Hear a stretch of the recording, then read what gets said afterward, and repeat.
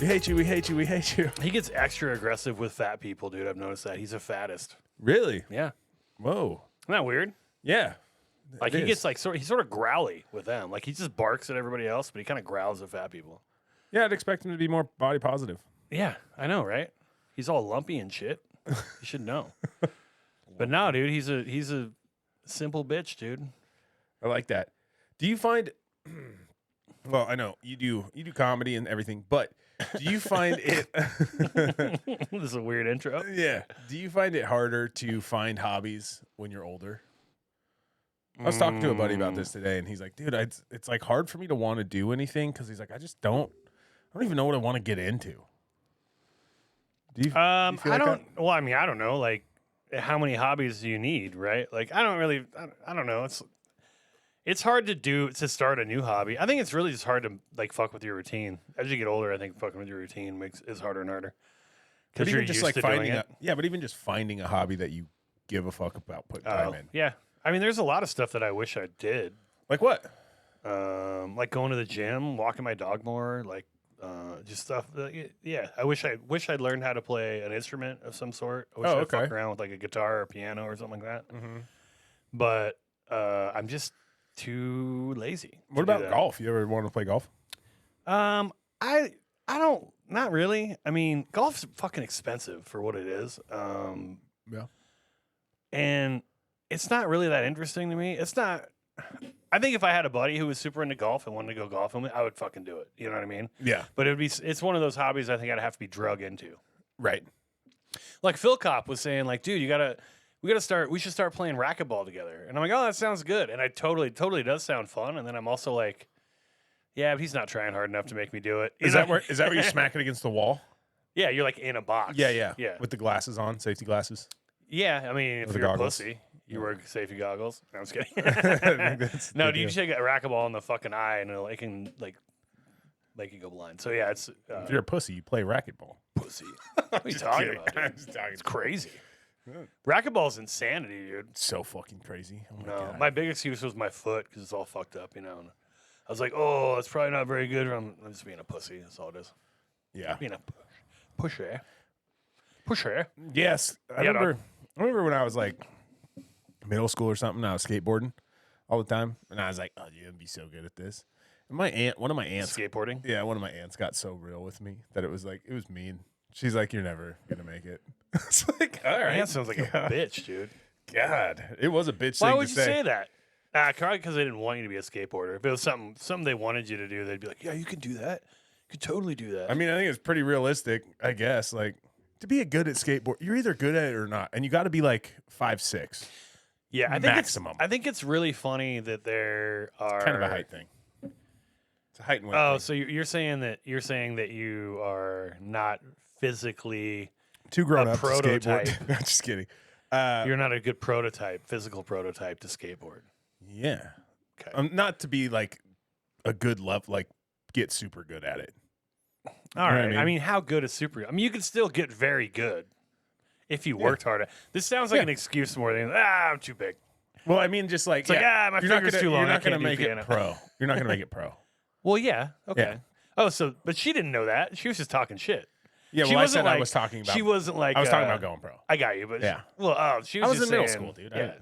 So she was just saying, "Don't believe in your dreams." She wasn't saying anything like you aren't actually capable of doing it.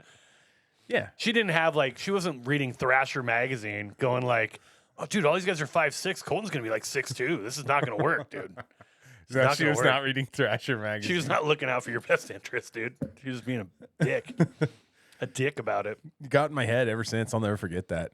Isn't it interesting how like you hang on to? I don't know about you, but like if you've said something negative to me before, I will hold on to that probably for the rest of my life. Yeah, I can. Yeah, I remember like three Not that Reno it's going to trips necessarily affect me, ago. Yeah. but I'm gonna like remember that about you and just judge you off of the fact you said that to me. Yeah, you know what's weird about that is that can flip in a fucking hurry, man. Because so 3 years ago in Reno, my buddy John, who I go to on my Reno trip with now that his brother Lem died, and that's the reason I even hang out with him really is because he's a lot like his brother and we're good buddies. Uh-huh. we do the Reno trip every year where we go and gamble on shit, and we just sit there and bullshit. And he told me, I was talking about like, I'd like to at some point, like I'd love to like own like a small boutique like style comedy club. I think that'd be really cool to have like a 50-seater or whatever, just like something simple. But I'm like, I don't know if that'll happen, blah, blah, blah. And he's like, and what he said was, I'm like, I'd rather do comedy too than own a comedy. And he's like, well, you're never going to be a headliner. Like, that's what he said to me. And I was like, you motherfucker. Like, I didn't say anything that. I was like, dude, fuck you. I did say something like that. You know what I mean? But more like it just, it's, you know. Yeah. But he was like, no, I mean, come on, dude. Like, you're not, like, you're funny. You're not that funny. And I was like, dude, fuck you, dude. You know what I mean? Yeah, that's cold. And then so we went to Atlantic City this year, right?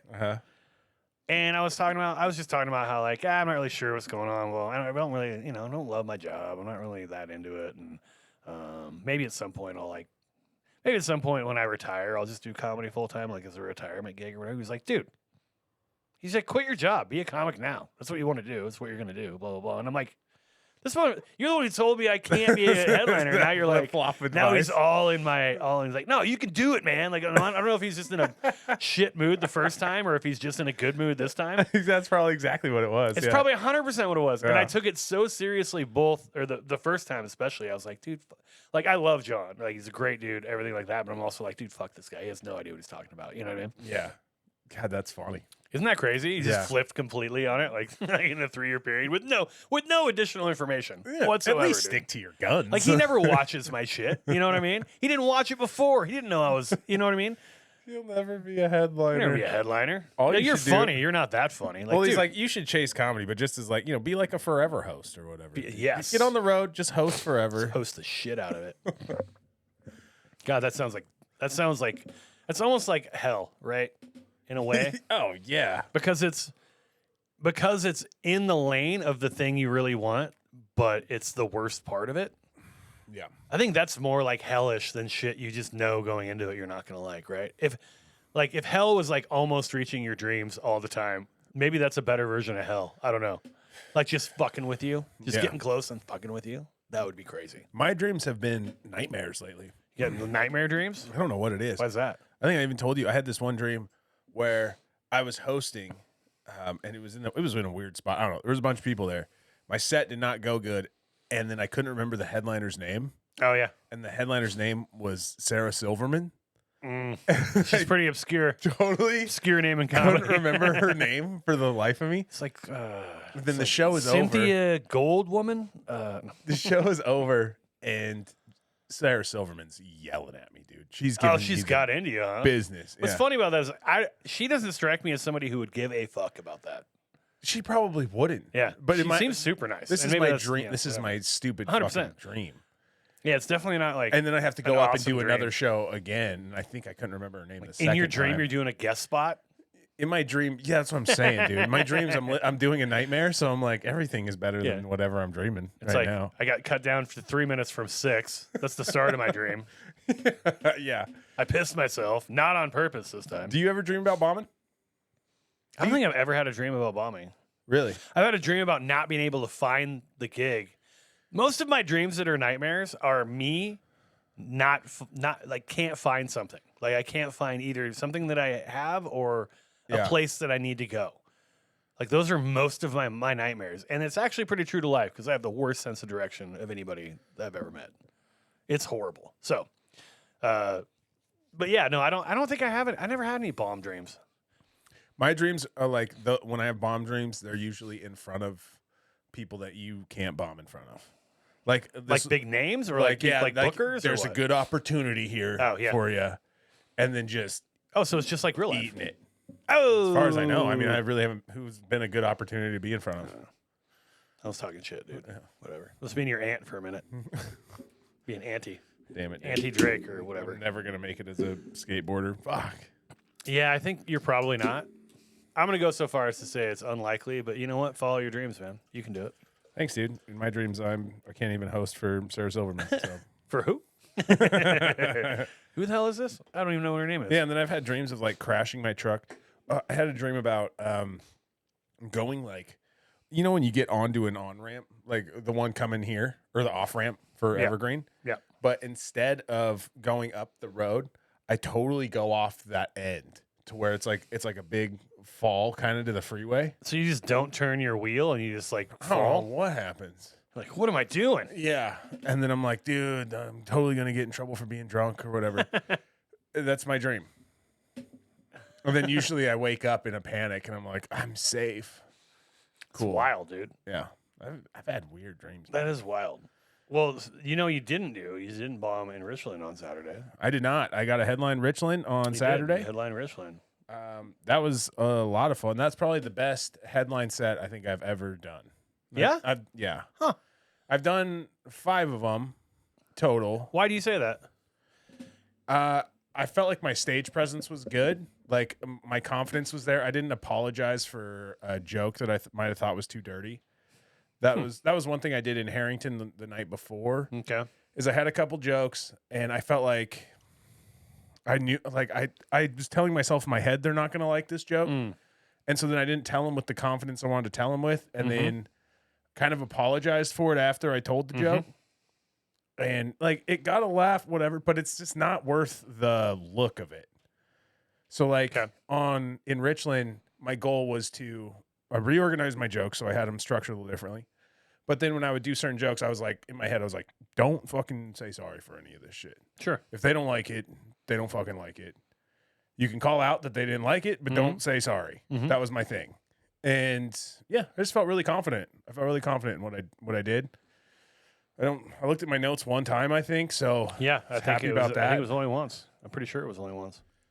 And I probably didn't even have to do that. There's a problem like where if I put my notes to the side, that I'll look at them just because I have them right there instead of just giving myself a second to think what my next one is. I get you. But yeah, I mean, I haven't got to do 45 minutes for a while, so yeah, it was cool to kind of do it back to back. Yeah, for sure. And then I'm actually a little surprised that you would say that was you think it's better than your Moses Lake set? Because I thought that one, I mean, that was more of a comedy audience, and you probably got better responses. Probably got a better response. I think this set was better. Got you. You're judging your own set. You're not talking about audience.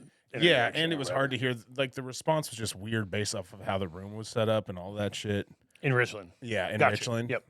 Yeah, it was at a distillery, Solar That's right. Spirits. I forgot I headlined in Moses. Shout out Solar Spirits. Patrick, Jonathan, good people out there in Richland. If you get a chance, go check them out. They're cool. They're nice people. I also think the Moses Lake one, if you're going off of that, that makes sense. But the Moses Lake one, yeah, I don't think I had it figured out all the way as far as like smoothness between like transitions and everything. Yeah, you're saying you didn't have a cohesive headliner set prepared for. I just wasn't as prepared as I was this time going in. Yeah, fair enough. And I got to do it beforehand. Like getting those reps in of doing like 45 minutes and then getting to do 45 minutes again. Yeah. It helps a fucking ton. Of course. Yeah, for sure. Yeah. So that was good. That was a good show. Like I said, Solar Spirits, it's the type of show. I was thinking about this on the drive home. So it was fine. It was, it was an interesting crowd, an interesting room, because there's really kind of one main hallway. You're in the corner of the room, and then there's like a little offshoot room where some of the people in there can hear you, but you can't see them. Yeah. That was weird. Or hear them. Right? Yeah. So basically, there's the main hall part at which, at various times, was very loud. If somebody was ordering a drink, or if they were making a drink with a shaker, or if they were doing dishes right by, they were doing dishes right by the stage.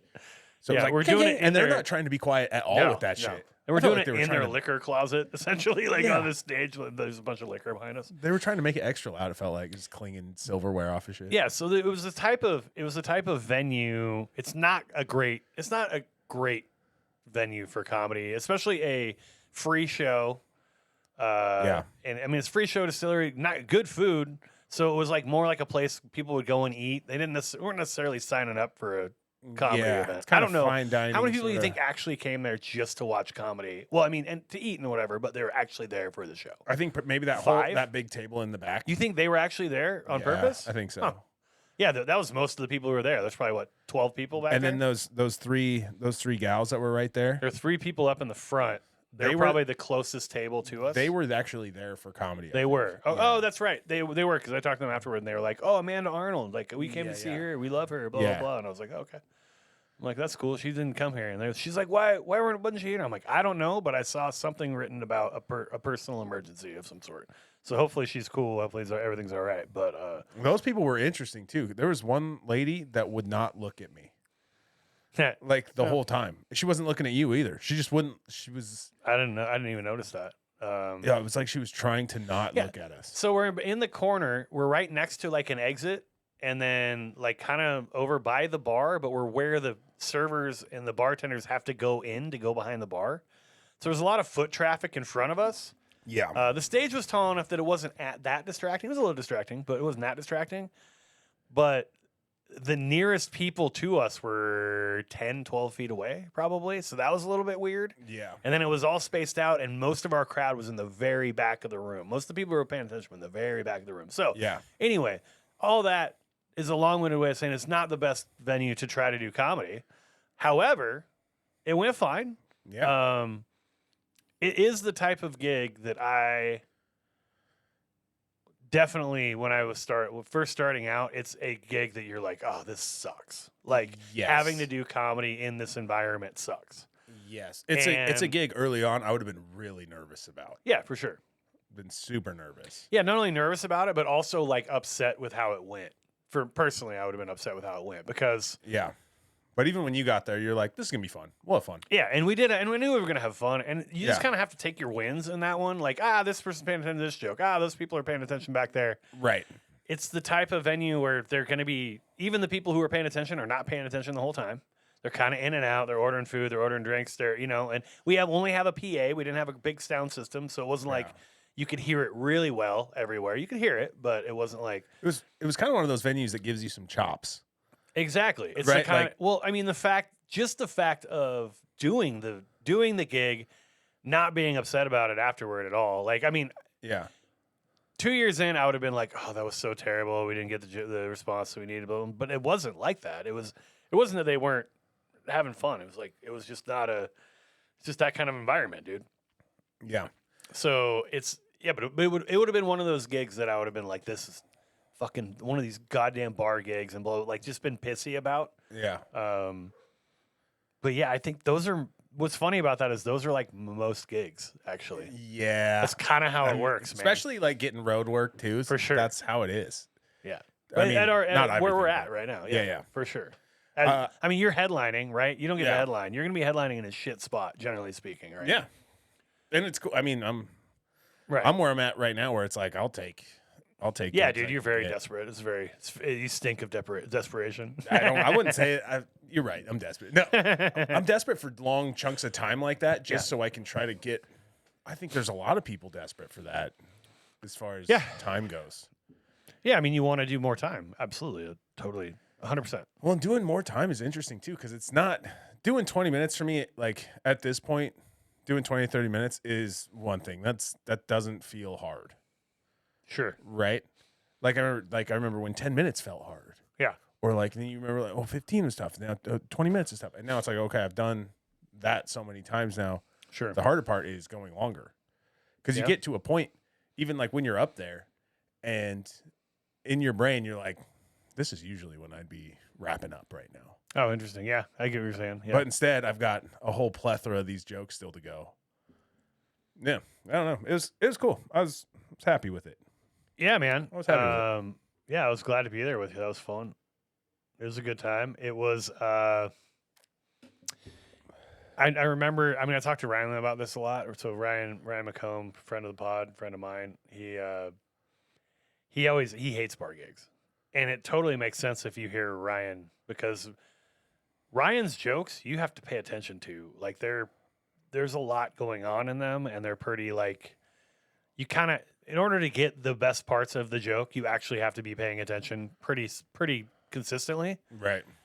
So he doesn't typically do very well in those environments. I mean, he does fine. He's still a good comic, whatever. Mm-hmm. But like comparatively, it's a lot harder for him. And he's mentioned that. He's like, also, I don't really want to be the type of comic that does well in a bar gig. And that's sort of what I was thinking about as I was doing my set or shortly thereafter.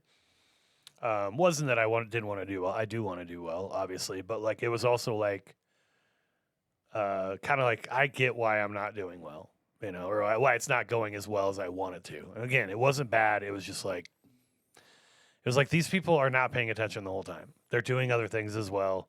Yeah. You know, if they don't want to pay, if you start on a subject they don't really want to hear about, it's different than in a comedy club where they'll just kind of sit there. And maybe they won't react or whatever. At the bar, they'll check out completely and do something else. Yeah. They'll, you know, order food, get up to go to the bathroom. Like, you know what I mean? Like, they will find something else to occupy their brain. They won't even listen to you. You know what I mean? Yeah. Well, in places like that, too, they're not used to going out to comedy. Yeah, they're not a captive audience either. So, yeah. But they can be captive and not laughing at the same time. Yeah, that's true, too. So especially when they're fucking at the back. yeah. So they can be totally listening and enjoying themselves and not just loud laughing because obviously it's not set up. Comedy clubs dim the lights for a reason.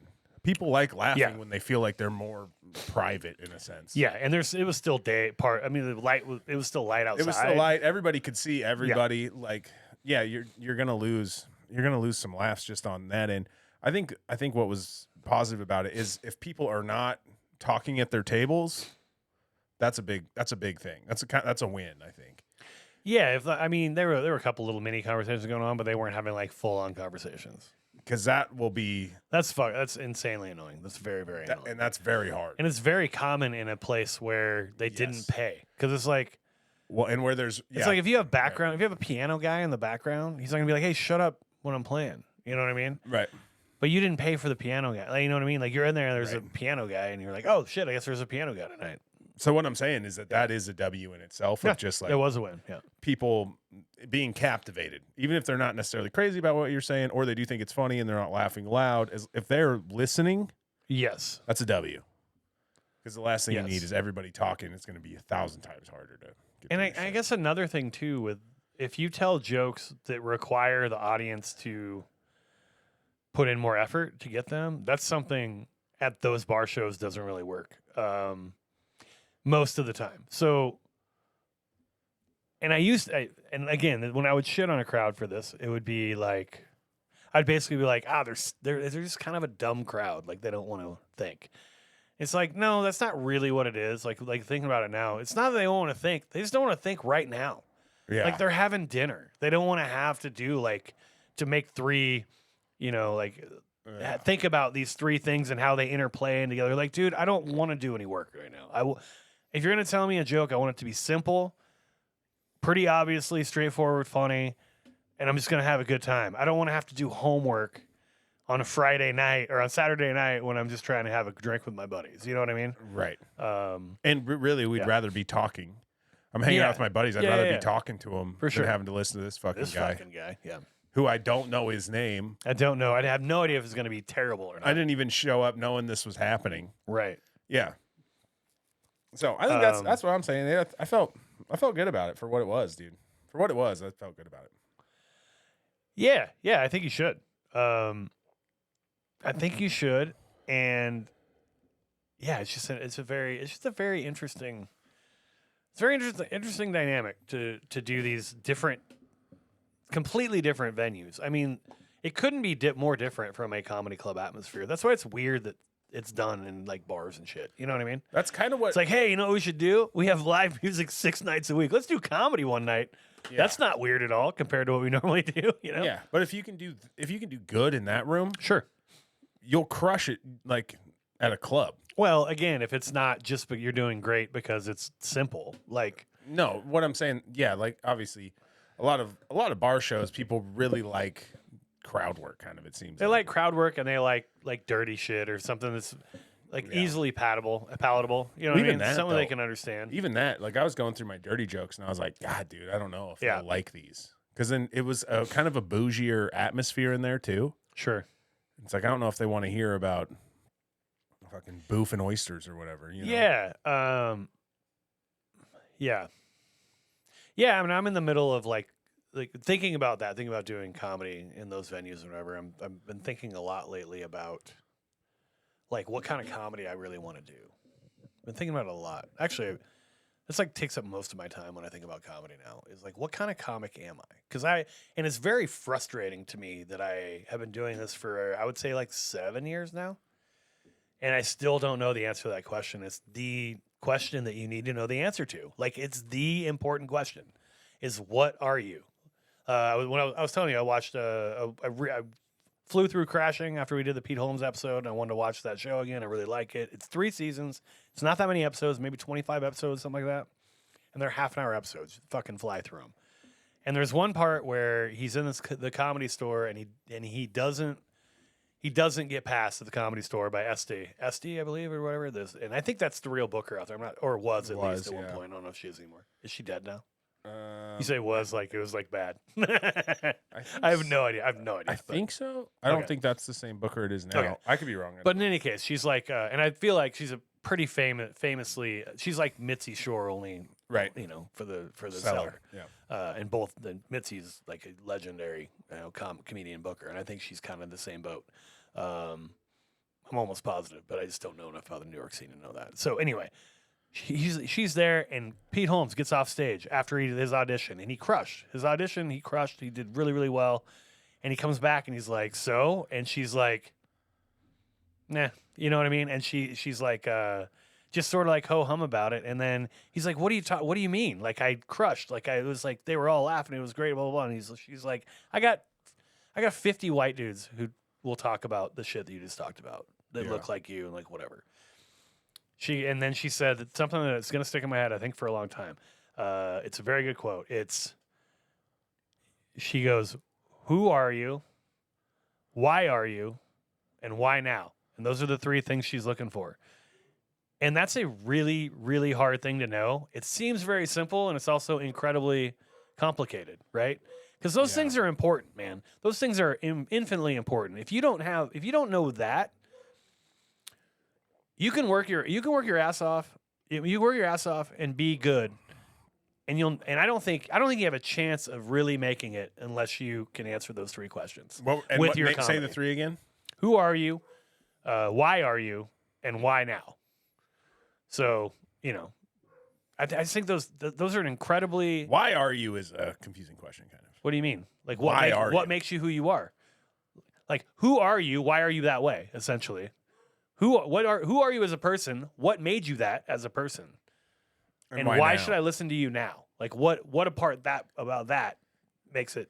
I got you. So I need it. That's the way I take it anyway. I'm sure there's many different ways to interpret it. Right. But I guess what I'm saying, like if you don't know those things, if you haven't figured those things out, and I haven't, and I think that's the journey, man. You got to find that shit out.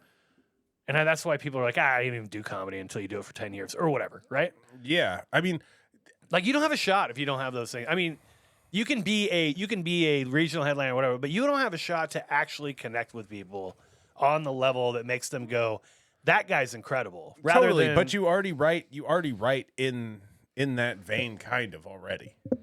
Right? Like we study this shit and watch this shit enough to be like, okay, this is better in my perspective. Why is it my perspective? Why is my perspective this? You know what I mean? Like a ton of it is trying to figure out what you think is funny, and that's the hardest part, is trying to figure out what you think is funny. Yes. And I think if you just are committed to trying to figure out what I think is funny, and to go with the jokes that I think are funny, then that's just what you have to keep doing and doing and doing. Oh, I 100% agree. You get to that. I 100% agree. You're 100%. Yes, I'm on the path. It's not about that. I'm not mad at myself because I haven't figured it out yet. I'm not. It's not like I'm like down on myself for it. I'm just impatient, and I'm just like it feels like I should be closer to figuring that out than I am. That's all. And I know I've made a lot of progress. I've made 7 years worth of progress, but how many years is it before I'm really going to feel like I know what I am? I don't know. Yeah. That's frustrating. It's just a frustrating thing that happens in comedy. It's growing pains. Of course. Yes, of course. It's completely understandable. It's also very frustrating. But I've been thinking about that a lot lately. I'm like, okay, so, and especially like as you put together these longer sets like you talk about, there's a lot of filler in my sets now, my longer sets they're jokes that are from my perspective, but they don't have to be. And if they were truly from my perspective, maybe they'd be better jokes, but I don't know. You know what I mean? Like I have a couple that are just kind of yuck jokes that are like anybody could tell them and it would be the same. If Right. you told the same jokes that I told, half of them wouldn't be any different that you told them versus me. And that's not what you want, right? You want your perspective to be different, to be unique to you, so that you build that connection with the audience, especially in a headlining set, right? Yeah. Like, that's the whole point. Yeah, well, I think perspective is obviously a huge part for jokes, totally. Sure. But I think some of it comes with voice also, like Yeah. how you sound, your delivery on said jokes. That's really what I think defines or kind of etches out. It's kind of under the umbrella of that is, I guess, yeah. There's a lot. I mean, people. What's so fucking annoying to me is guys that can come up to you and they'll be like, "Oh, I could do this. I could do." Yeah, maybe you could go up there and tell your half dipshit fucking story that nobody's gonna like. You could totally go up there and do that. Well, that doesn't mean that you're gonna fucking be funny immediately. Yeah, 100%. Like, people just act like stand up is the most shit on fucking. I think people do that with most things. Like, but I do think stand up especially, dude. Because the whole idea of it is it's supposed to look effortless. Yeah, that is the magic trick. Yeah. The magic trick is that I'm saying these is that I'm just having a conversation with you in your living room. And I'm saying these words for the first fucking time. Yeah. I'm like, oh, I just came up with that blah, blah, blah, every time. You know what I mean? It's not stand-up comedy generally is not improv. There are some improv elements to it, but the improv elements are more to exacerbate the fact that you're doing something that you've rehearsed over and over again, right? So if you throw an improv part in, people are like, wow, this is off the cuff. And then they're kind of lost in that magic trick. They're not like, oh, he was on the cuff for that part. This part's rehearsed. Like, no, it hides the card a little bit more.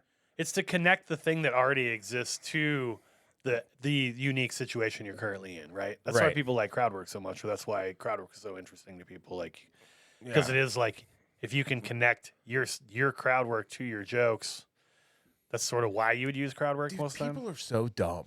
Let me go off on this for a second. People are so dumb because, like, the crowd work clips that you see are maybe a minute long, right? Maybe more than that. Maybe you get a 2-minute crowd work clip in there. Yeah, they're not long. Right? That's not the impressive part about crowd work. The impressive part about crowd work is when you have a guy that has your 2-minute dumb fucking clip that you liked and commented on, and then also talks to 4 other people, and then spider webs all of those stories together. Creates a fucking world where everybody in that room is like, we're a part of a moment right now where he just made all of this shit make sense and work and was funny all the way through. Yeah, it's like calling back to other crowd work within crowd work, that kind of thing. Yeah. And that's the craziest part of it.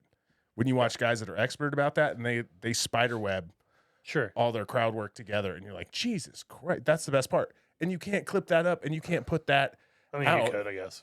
Matt Rife did it. So. It'd be so long. No, I get you know what I'm saying? No, I do know what you're saying. So it's like the best parts, the people that love love the clips of crowd work. It's like, dude, you're not even getting good crowd work. Are you guys dating? You're getting a chunk of a part of crowd work. That's the easy part. Yeah, that's the easy part. And then also dudes doing crowd work that are putting out clips like that. There's a good chance they're not doing that style of crowd work, the spider webbing all the crowd work together. They're doing are you guys dating? Oh, you guys are 2 friends. Were you gay? That's Can you please quit forcing crowd work at open mics? Please, for the love of God, comics. Can you fucking stop it? Stop it. I'm not saying never talk to the crowd, okay? It's not what I'm saying. I'm not saying I'm just saying don't go up there with the idea I'm going to do crowd work. Because it fucking sucks 100% of the time. 100%. I'm saying it to new comics, to comics who've been doing it for 5 years, comics who've been doing it forever. At an open mic, when there's half full, those people do not want to be talked to. And there's nobody sitting up front. Right. Everybody's so just 4 tables back. If something happens and you address it, fine. Or if somebody gives you a weird look and you're like, oh, shit, fine. Don't go up there and ask somebody 40 feet away from you if they're together with the other person 40 feet away from you. The last time we were at Spokane, somebody did that. Like, oh, you guys, Are you guys dating? And it was two people who clearly weren't dating. You would know that if they weren't a half a mile away from you. Like, you know what I mean? Yeah. Like, it was like two very obviously not gay people who were like the same sex. You know what I mean? Like, they were like, none of the markers. I mean, maybe they were gay. They're homies. They went out to go watch exactly, open mic. dude. Like, stop it. Yeah. Fucking stop it. You can do, if crowd work falls in your lap, take it. I'm not saying don't do that. But God, what are you get 3-4 minutes a week. What are you fucking doing crowd work for? Go write a joke, motherfucker. And you know what you told me a long time ago that has stuck with me is because there was a time where like I was maybe like 2 years in, I was worried. I was like, oh man. Oh yeah, you always wanted like I don't have any crowd work. I don't know how to do crowd work. I don't know how that shit goes. Or I don't know how to do it. You're like, well, just keep doing what you're doing. When the opportunities come up, if you just keep doing what you're doing, you're gonna be fine. Yeah. That's what you said. Yeah. And then even this weekend and just doing shows and then being able to, like, if a table gets talking, to be like, oh, what are you guys talking about? Blah, blah, blah. And then somehow get it back into a bit and then get it back into your bit. You're right. Nobody teaches you how to do that. You just kind of learn. It's just being comfortable is what it is.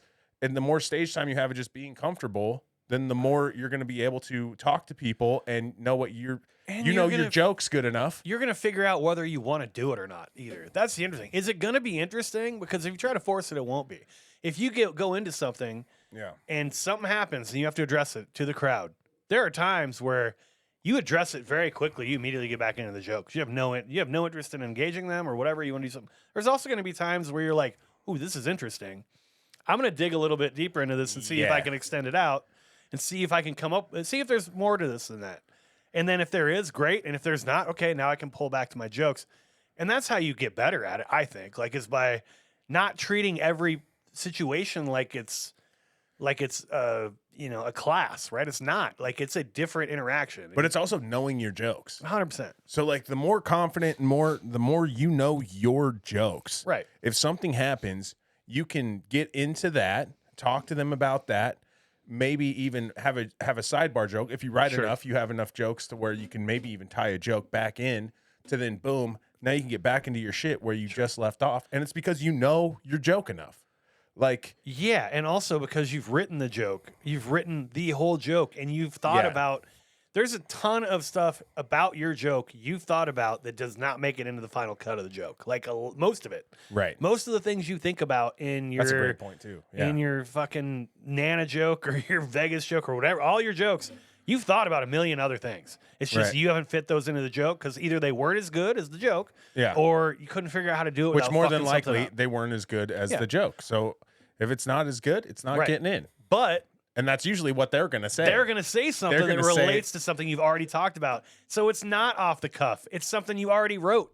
Fucking 3 weeks ago, you wrote that. You didn't really like it that much. All right, well, now you're making me say it. So now it looks like it's off the cuff. And because it's off the cuff, because it's a response to something, now the fact that it's weaker than the rest of your joke doesn't matter. Right. Because now it's improv, right? Like now it's essentially improv. Right. I mean, that's so the goal is to write fucking jokes, guys. Yeah. That's what we're talking. Jesus, that's a long ass winded. Be word economy as we talk about it for word 30 economy. minutes. Yeah. Write your jokes, edit them down, nibble them away. I mean, that's the snobs. That's the snobs motto. That's what we're when talking we write about. our book. Yeah, we have a book coming. How I snob. 5 years off.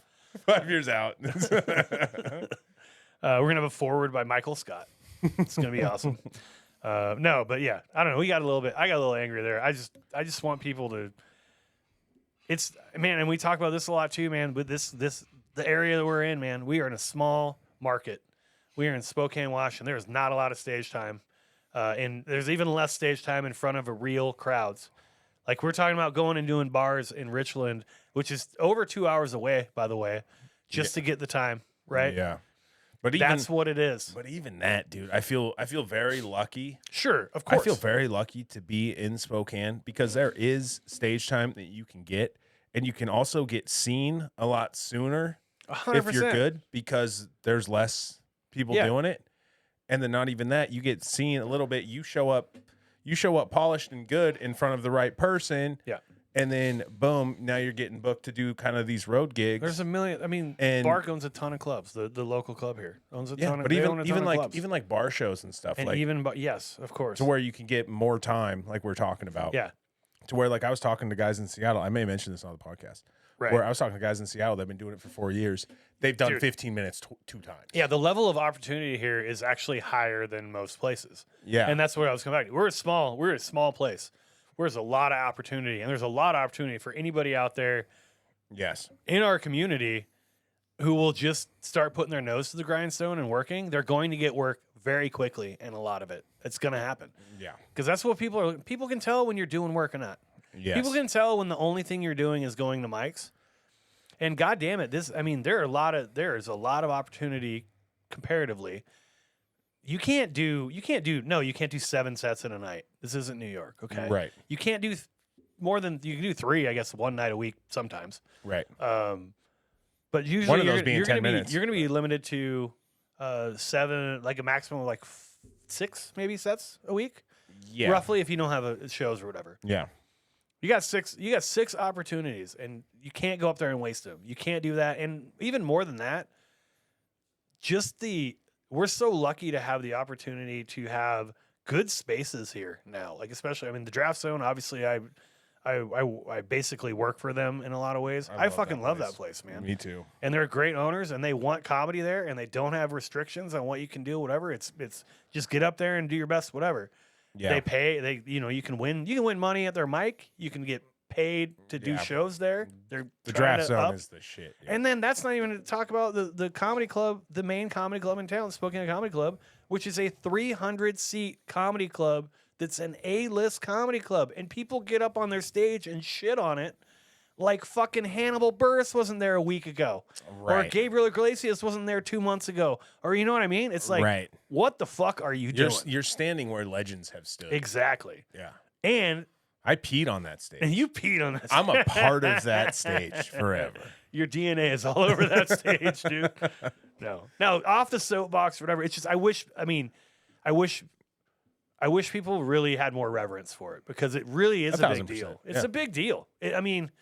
And I think the people who do. You're like, oh, that person's always prepared. Oh, that person is trying something new, whatever. It Yes. doesn't mean, dude, we all have ups and downs, and like sometimes you're more motivated than others, all that type of shit. But Yeah.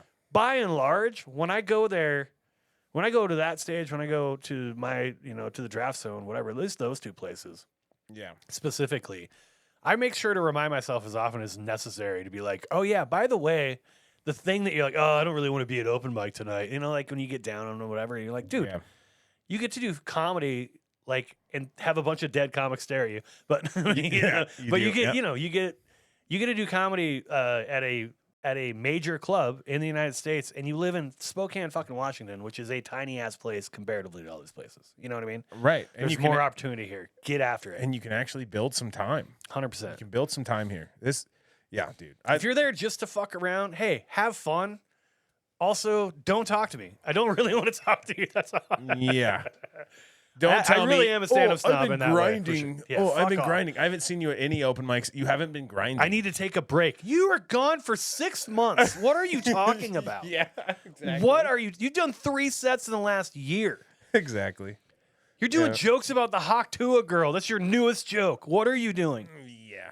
Well, and on the flip coin of that too is if you're a comic and you're constantly working, I know like sometimes you'll go to that Spokane Comedy Club for open mic and there might be a good crowd there. And in your brain, you might think, this is my time to do my best stuff. Oh yeah, dude. And you gotta drop that, dude. You gotta do new shit. Do the shit you're working on. That's when you're gonna get your best data out of your new stuff. yeah, or if you do your old stuff, make a change because Yeah. if you're You're not making know changes, your shit, you're wasting time. if you already know your shit works, why are you doing it in front of a crowd that didn't pay money? Why are you wasting? what are you doing? Exactly. For the clip? Oh, I'm gonna get a clip. No, you're not. I'm not Yeah. gonna sell your video to you. For one, that's one thing. But I No, think that's yeah. a great point. That's a great point because people need to focus on working on more stuff, dude. It's like if you already got these jokes, work. Why are you telling them every open mic? Tell new shit. 100%. If it doesn't work, it's fine. It's Are you trying to get discovered? It's open mic, dude. Yeah. Shit's not gonna work. You can't expect people. 100%. You can't expect that. And even if the owners are there. Yeah, although I was just going to bring that up, though. Although I get that when the owners are there. I totally understand. But even when the owners are there, make sure you're still using that open mic to work on your stuff. Try new lines. Like, even if you're going to do jokes that try something new in them. Like, try to at least you get something out of it. Because also the owners aren't dumb. The owners go to a bunch of open mics. They know that, like, yeah, sometimes the really good comics don't do well because they're fucking trying out new shit. Yeah, they're not here all the time, but they're here enough that it's not going to be good for you if the last 3 times they've seen you do comedy and open mic, you've done the same fucking joke. Yes. They're going to be like, fucking, they're still working on that joke. Yeah. They're not dumb. You know, they're smart people. Obviously, that's why they own 40 million clubs, right. And they would do and also the crowd doesn't lie, right? A lot of those people come back. It's not like all new people, but it's a lot of new people, and the comics especially. If you're telling the same jokes you've always told, none of the comics are going to laugh. Not really. Dude, they won't laugh the same night. If you tell a joke for the first time and then you go to another spot same night to try that joke in, they aren't laughing. Right. But what's going to be more impressive if you tell the same jokes everybody's heard before and they go really well and you get a decent laugh because they're good jokes. Fine. Or you come up with a whole new set that's 3-4 minutes long. You stumble through it a little bit, but the premise is great, and then you get a couple real big pops out of it. That's going to be a much better reaction.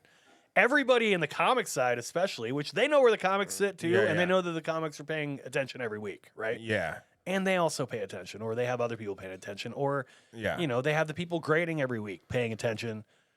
Dude, it's imperfection that's new. Ingenious is way too strong of a word, but new or innovative or whatever, like something you're working on, if you're constantly bringing new things to the table, is going to be way more impressive to them than also you're going to be more excited. 3 minutes. You're going to be more excited to tell that new joke that you have, dude.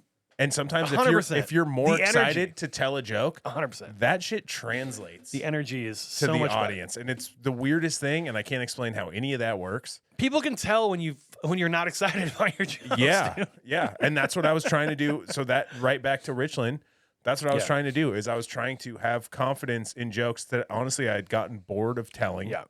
That I've told so much to where like I kind of already have an idea of what the response is.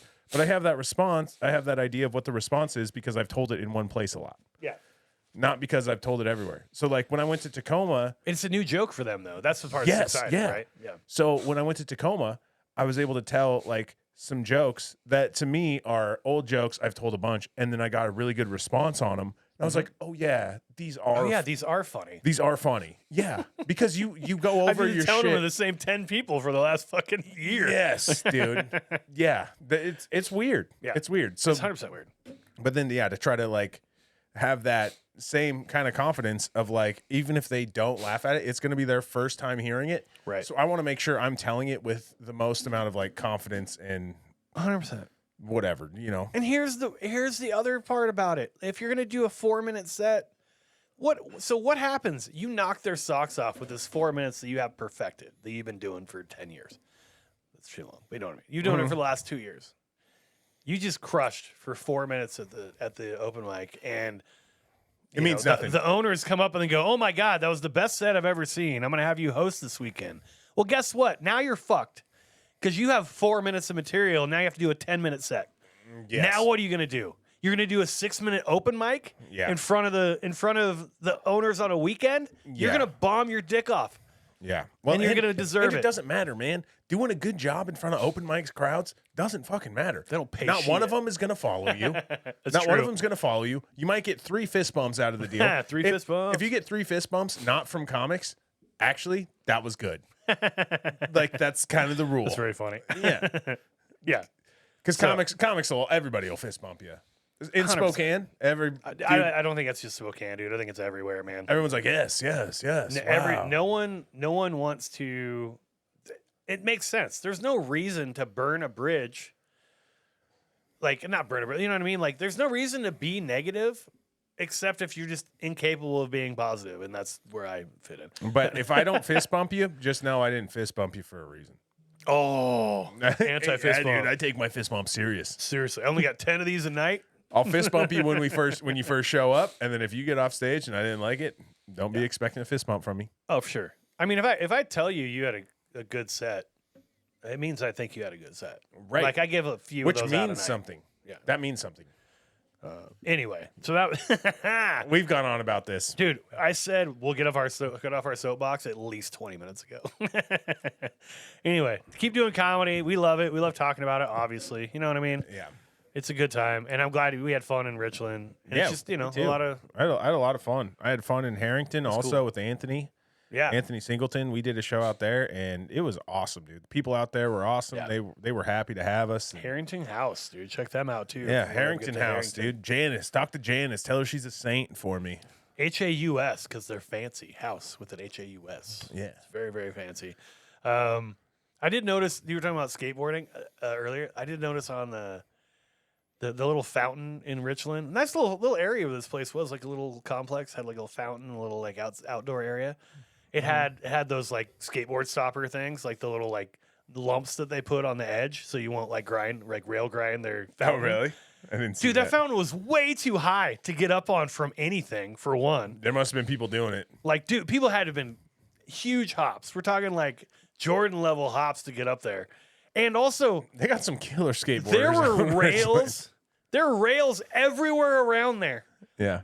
that didn't have any of that shit on them. I always think that's funny. Like, it's like always like, you see those things, and I swear to God, it's always like a thing that like no one's gonna fucking grind that, dude. Like, Yeah.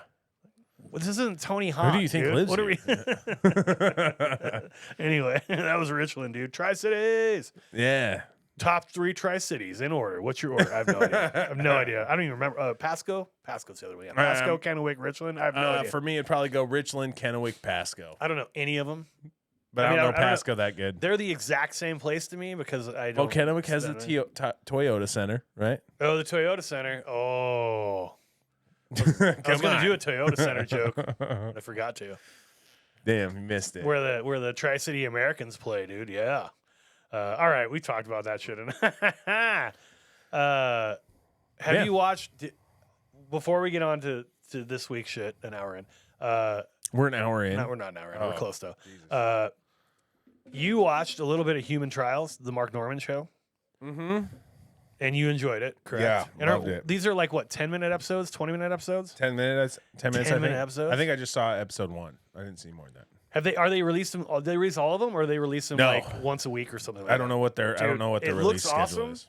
So the premise is you're doing comedy for one specific demographic, correct? Right. So it'll be like bald guys, bald white guys. Yes. They'll be like, black woman with one arm, you know? Yeah. Like Exactly. Just like and then people bomb sometimes, they do well sometimes, whatever. But it's the And it's I on the think- comic to figure it out. Yes, it's a on the very comic to try to. interesting- Yeah. Fantastic idea, very funny. Leave it to Mark Norman. Did Figure you it out. watch Mark Norman's thing? Did you watch it? No, it was His special. Human Trials. Oh no! I know. I saw a very short clip of it that was jokes that were from that special we just did. Dude, it's very funny. Yeah. Does he bomb or do well or both? He does both. He kind of does bomb. Yeah. Does he bomb at the beginning and start to figure him out? Because that would be the interesting thing to me. No, No? It's, Okay. it kind of seems like Mark Norman was going in there Looking to bomb. looking to try some stuff. Nah, It's kind of okay. how it All right. felt. Yeah, So check that out. What is it on? It's on YouTube. it's on YouTube. He released it on YouTube. Yep. Did you Human have to pay Trials. for it? Nope. Is it just like one free trial or something, or like one free? No, or it's is just it always it's just on free? YouTube. You For just some reason, click I was it. thinking that you had to has Yeah. ads though. There might be ads in it. I don't remember there being ads. So that's an interesting thing though. That's doing. I got to check that out. I was thinking about that. Oh, it's very fun. It's and very then- fun. Even like we saw a special. I've watched all of Mark Norman's Sure. specials. I know his jokes pretty good if they're on specials. So Yeah. I'm well aware of what jokes are Mark Norman's. Yeah. And yeah, the jokes that he uses, like you've probably already heard before, but it was fun to see them in an The reaction. atmosphere Yeah. where it's not It's like a road his game, dude. audience. It is. It is like that. That's funny. Yeah, it is cool. It's very cool. That's very cool. That's cool. That's something cool that's happening right now. And then I think Kevin Hart's Funny AF thing just came out as well. I didn't watch that. Okay, I don't know what that is. It's essentially like a comedy competition. It's sort of like American Idol style, but it's not. I don't think it's to that degree. You know what I mean? But it's taking the place of what is that? What's the NBC Last one? Comic Standing? Last Comic Standing, only obviously way later. And yeah, so I'm gonna check that out at least a little bit. I'll see. I think there's a couple of people on it that we follow and shit. So I was just Nice. gonna look at them. Yeah, Well, Kevin Hart probably got the idea to start judging comedy after we judged his special. I'm sure that's true. That's probably right when he Yeah. was like, I should be doing their job. That's Yeah, Kill Tony also. Well, it's about time you get on that. You know what I mean? Finally. Yeah, I wonder how many Kill Tony Idiot. knockoff shows there are. Should we do a Kill Tony knockoff show at the Draft Zone? I think we should do one. We'll let instead of 1 minute though, 1 second. Nice. You get 1 second, What would you do? and then a 9-hour interview. What would you do? Give it up for shit. Like a big air horn. If you want to crush it on Kill Tony, dude, you just drop the F word. You know what I mean? Yeah, dude. That's what I would do. So you just open We'll with call that. it. We'll call it Murderberg. Murderberg. Murderberg. Ooh, Murderberg. That does sound Love it. cool. All right. We got to get to this. Sounds like the special, dude. Titanic. This is Yeah. insane. But that was fun. I had a good time talking to you, though. That was very interesting. New listeners. We got one. St. Vincent / Grenadines. Oh, yeah, I dude. didn't even know Grenadines. Is that where Grenada is? No idea. We're not going to look it up because we don't know geography. That's where Sydney Sweeney went to school. Thank you, St. Vincent.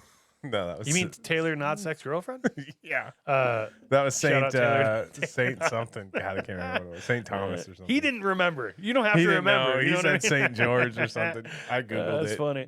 So yeah, new listeners, thank you, St. Vincent's. Welcome to Sauce Nation. Mom's menu tonight. We had some beef broccoli. It was good. Yeah, Had filet. some oyster sauce in it. Beef filet. Yeah, with filet mignon was the beef, because we are fancy up in this bitch. Has oyster sauce in it, which Colton has a shellfish allergy, so hopefully he doesn't die. I'll We'll be see. all right. I'm okay. All right. Usually so, I boof my oysters. So let's go ahead and get into this week's special. This week's special is you're running bits right now. Come on, boofing oysters. Hey, Hey, I mentioned it earlier. It's all right. I did it twice. You didn't let me go into it the first time. So that was Mom's menu. Let's go ahead and get into the special. This special is the beginning of the end, the end of the beginning of the end. Yes. The end of the beginning of the end by David Correct. Cross. It is an 800-pound gorilla special, right? Yep. And it Sure is is. Available on YouTube with Limited. Thousands of ad ads. interruptions. We got to quit bitching about that. That's I just know. life. That's dude. on us. Pay your $5, $10 a month or whatever. Stop being a bitches. You know what I mean? You think we would do that? If you send in $10 to our Patreon, then we'll quit bitching about. All right, so we'll get a little trailer going of David Cross. Here is the trailer for the end of the beginning of the end. David Cross. Hey, you know that guy from the Chipmunks movies?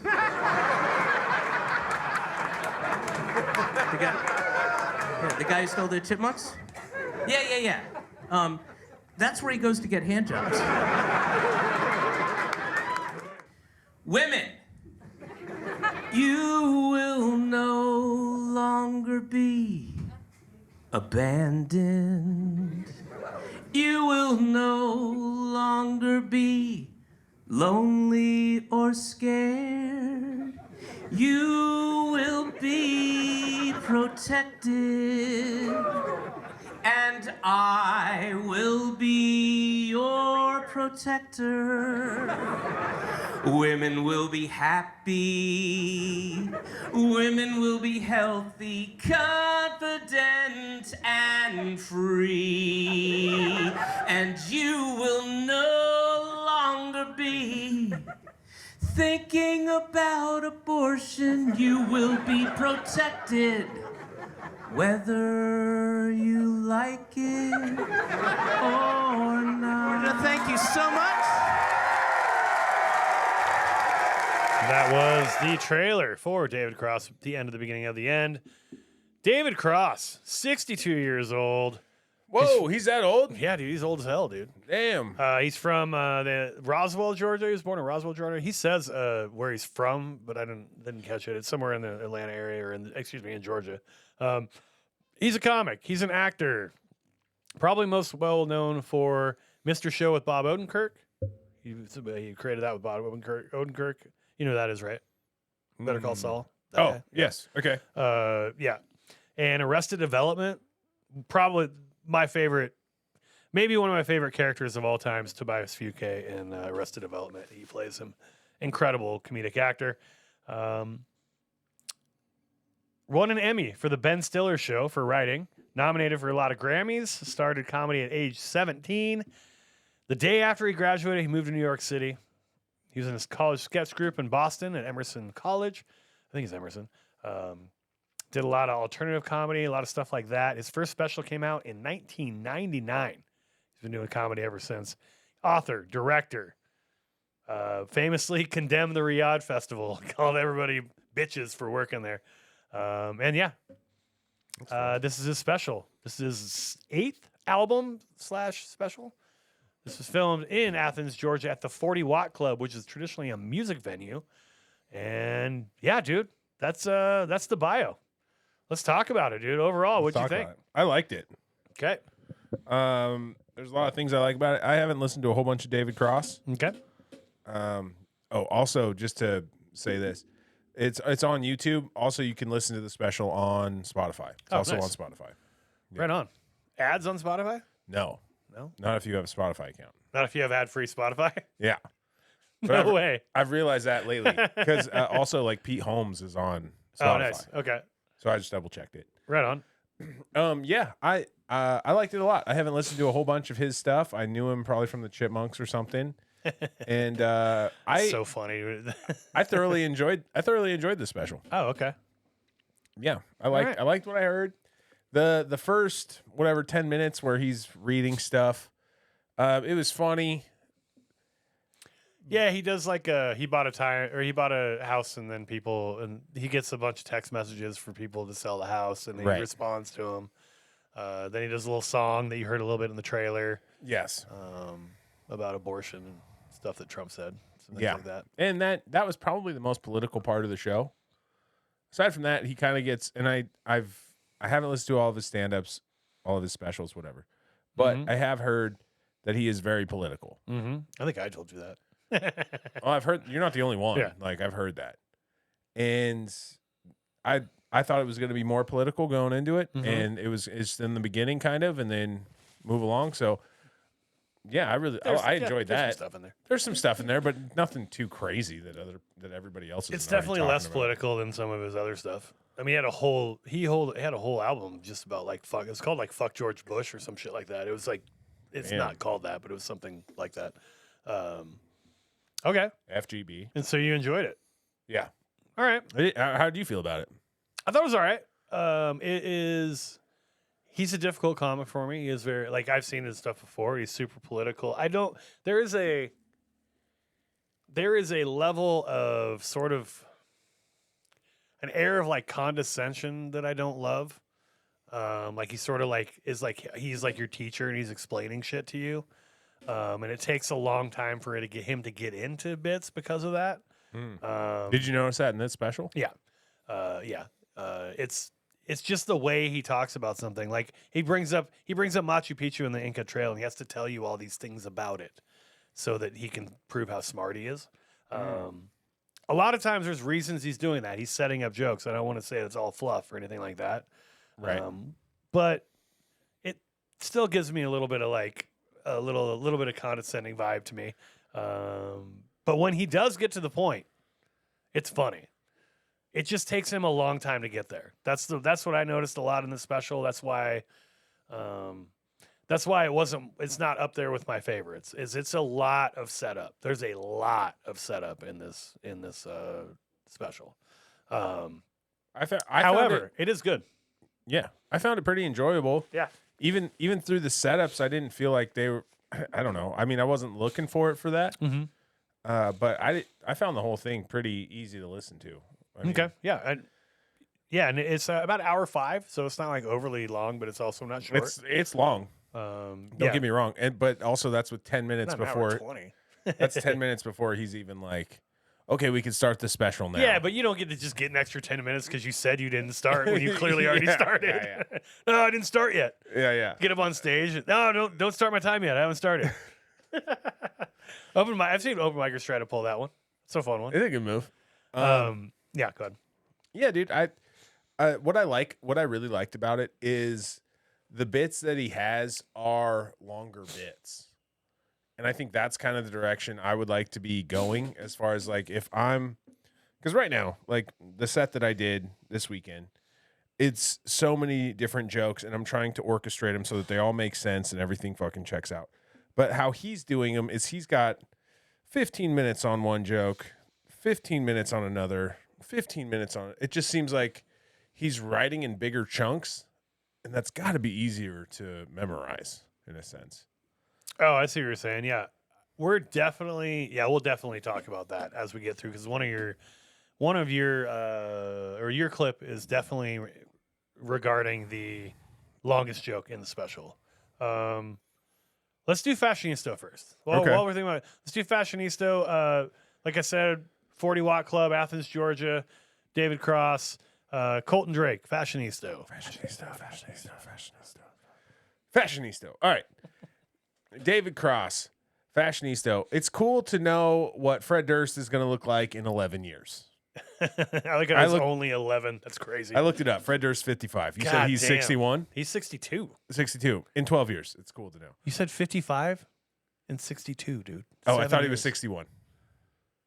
Either way, the math doesn't add up, dude. I said 11. You said 55. Oh, yeah. No, you're right. 6 years, 7 years. You're right. I said 11. I was adding numbers. Colton. You're right, dude. Silly boy. My bad, dude. It was quick math. I'm just, I'm flying off the tusk, baby. I get it. Solve for X, dude. You got to solve for X. Solve for X. That's it. All right. So he's only 6 years older than Fred Durst? Wow. Yeah. Surprising. Well, 7, you said. 7, sorry. Yeah. Whatever. So he does kind of have a very much Fred Durst kind of vibe. Big hat. He's got the beard. It's all white. The stash is brown. And then he has a cat on. He's got 2 cats on his button-up shirt. You know, I like cats. I like that. And then he has a black undershirt under that. And that's like a white long sleeve button-up is what he has over it. I believe it's an Atlanta Braves cap, by the way. I believe it's a baseball team. Atlanta Braves. Oh, is it? Pretty sure. Oh, okay. And then blue jeans. And then God knows what he's wearing. One of his 3 pairs of shoes he has. Birkenstocks, probably, I would imagine. One of his 3 pairs of shoes. That's a good joke. So I will say, I honestly kind of like how he looks. He kind of looks. He looked kind of tough, and then you find out he's 5'8", but he looks kind of tough. I would say, for me, and where I'm at, and what I'm thinking of how he feels and what he looks like. I'm going to say 8.3. Wow. Okay. 8.3. I like it, dude. Cats on the shirt. Tight. Interesting. Laser beam cats, dude. Look at them. Laser beam cats. I have not figured out your thing. I got no problem with what he's wearing. I just don't understand. I make it up. I do what I want when I go. 8.3 for David Cross. A great score. You put laser beam cats on there, though. I'm into it. He's got some laser beam cats. Yeah, those are tight. All right. Those are tight. Well, there you go. That is 8.3. Overall, the look of the special, interesting venue choice. Mm-hmm. So this is a music venue. It's standing 40 only. Watt Club is what it's called? Yeah, it's 40 Watt Club. It's a music venue. Standing only. There's nobody sitting down. It's a standing room only crowd. I think that's a very aggressive and weird thing to do in a comedy special. It's a mean move when you're going to go an hour 5. I've only seen Patton Oswalt do it. I've seen him do it. I know other people probably have, but it's just it's just weird. It's just a little weird to listen to comedy for an hour to one person while you're standing up. Yeah. Yeah. But it looks good. Everything. Yeah. The stage looks cool. A lot of Christmas lights, kind of. Yeah, weird, like Christmas light vibe. There's one camera guy who follows him that cuts off half of his head sometimes. I'm really wondering why they even use that guy's shots ever. Like, he's constantly moving. There's one angle that gets really like wobbly and weird, at least during parts of it. All of that guy's crowd other than that, look a little wobbly. Good. Other than that, it looks good. And Fashionisto, as you said, 8.3 Prince Albert. 8.3. So congratulations, David Cross. Dig it. You like the white beard. You like the big bushy white beard. It's tight. Yeah. All right. What if he used Just for Men? Would you like that or hate that? What, you think that would change the color of it? Yeah, that's what it is. It's beard dye. Just for men. Just for men. Oh, you're right. That is dye. Yeah. I was thinking of like help it grow. You think it would change the color of it? I thought we took that. Oh half my it's God. brown, half it's white. What kind of question is it? Oh God. I don't want him to use just for men. No, you think it looks better white? Yeah, I think it looks cool All right. white. All right. Sounds fine. All right. Well, The there we go. mustache brown is crazy. It's interesting. That it just grows brown. Yeah. I don't know. I feel like that's a lot. That happens a lot, kind of. Does it? Yeah, I feel like you go grow. I mean, look at my shit. My beard's growing here, but I don't have any gray in my mustache yet. I have gray all over in my beard area. Because gray mustache, brown beard would look crazy. That'd look pretty cool. Well, reverse just for a minute, then figure it out. You can figure it out. All right, so there you go, buddy. Congratulations, Mr. David Cross, on that score. Now let's move into the clips, okay? Because there's some stuff we can talk about. I'm going to do my clip first because I think we're going to have a little bit of a more extended conversation about your clip.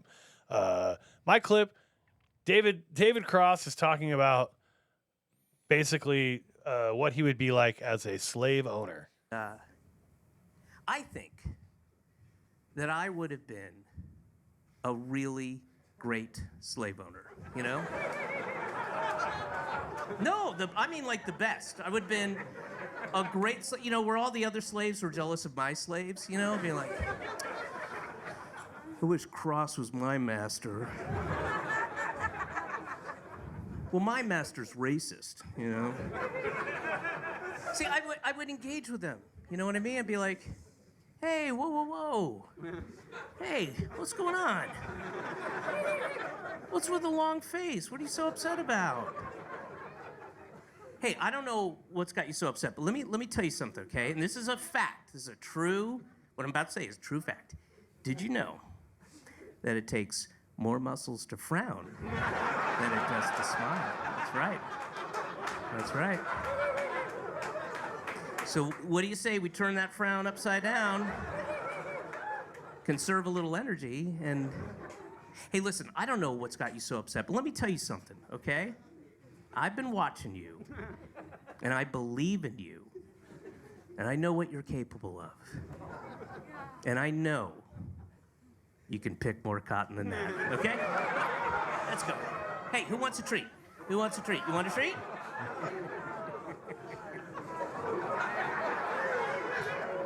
I gave him a treat. All right, so that's the selection I made. It's one of the few bits that's short, that's fairly short. I mean, that's about a minute and a half, and that's basically all of it. And I really like it. It's, first of all, his whole style is so satirical and sarcastic, like to the nth degree. Almost everything he does is very much. All of his setups are so satirical to the point that you're like, he's making legitimate statements, but you know there's a turn coming, and I'm always like, okay, what's he gonna do? It's gonna be crazy.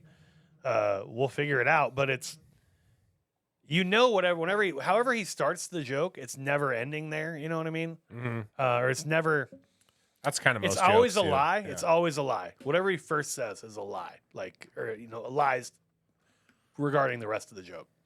It's extreme sarcasm. He plays the totally tone deaf character in a lot of his jokes, and just as an actor, he does it extremely well. I think it's most of his comedy is him acting like something's normal that's completely not normal and adding more and more and more onto it. Mm-hmm.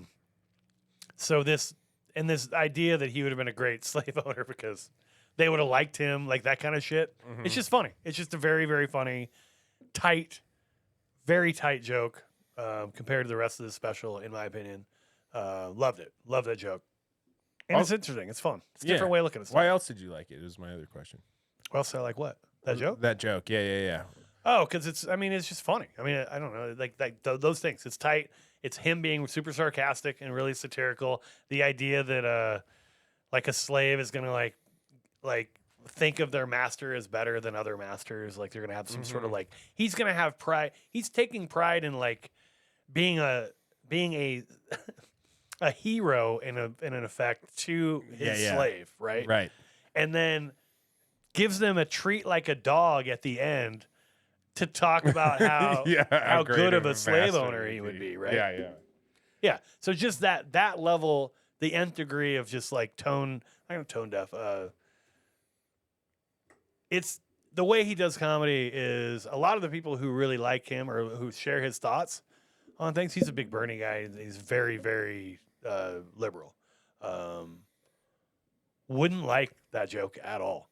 Like, would be not happy about that joke at all because it makes fun out of slavery or makes fun of slavery like it's something to be joked about, and they would not be on board with that. Right. And he does not give a fuck, and that's something I really do enjoy about his jokes is he'll do that.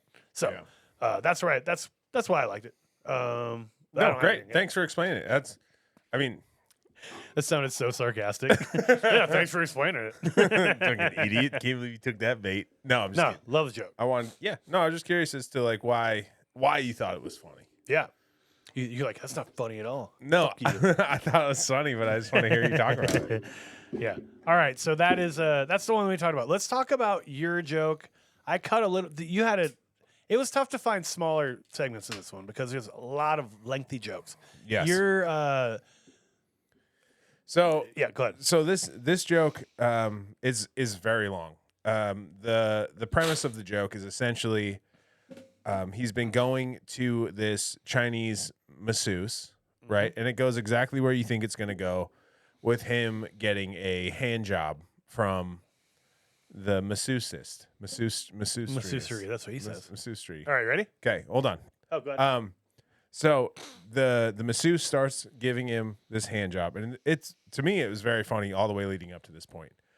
But now comes the justification to himself as a married man of why it's okay for him to get a hand job. Okay, here we go. So when she starts giving me a hand job, my brain starts doing two things simultaneously.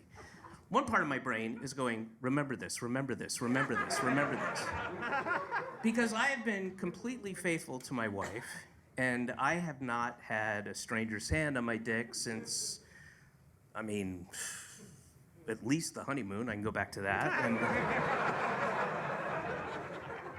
And then the other part of my brain is furiously trying to think of any justification to allow this to continue a couple more seconds longer.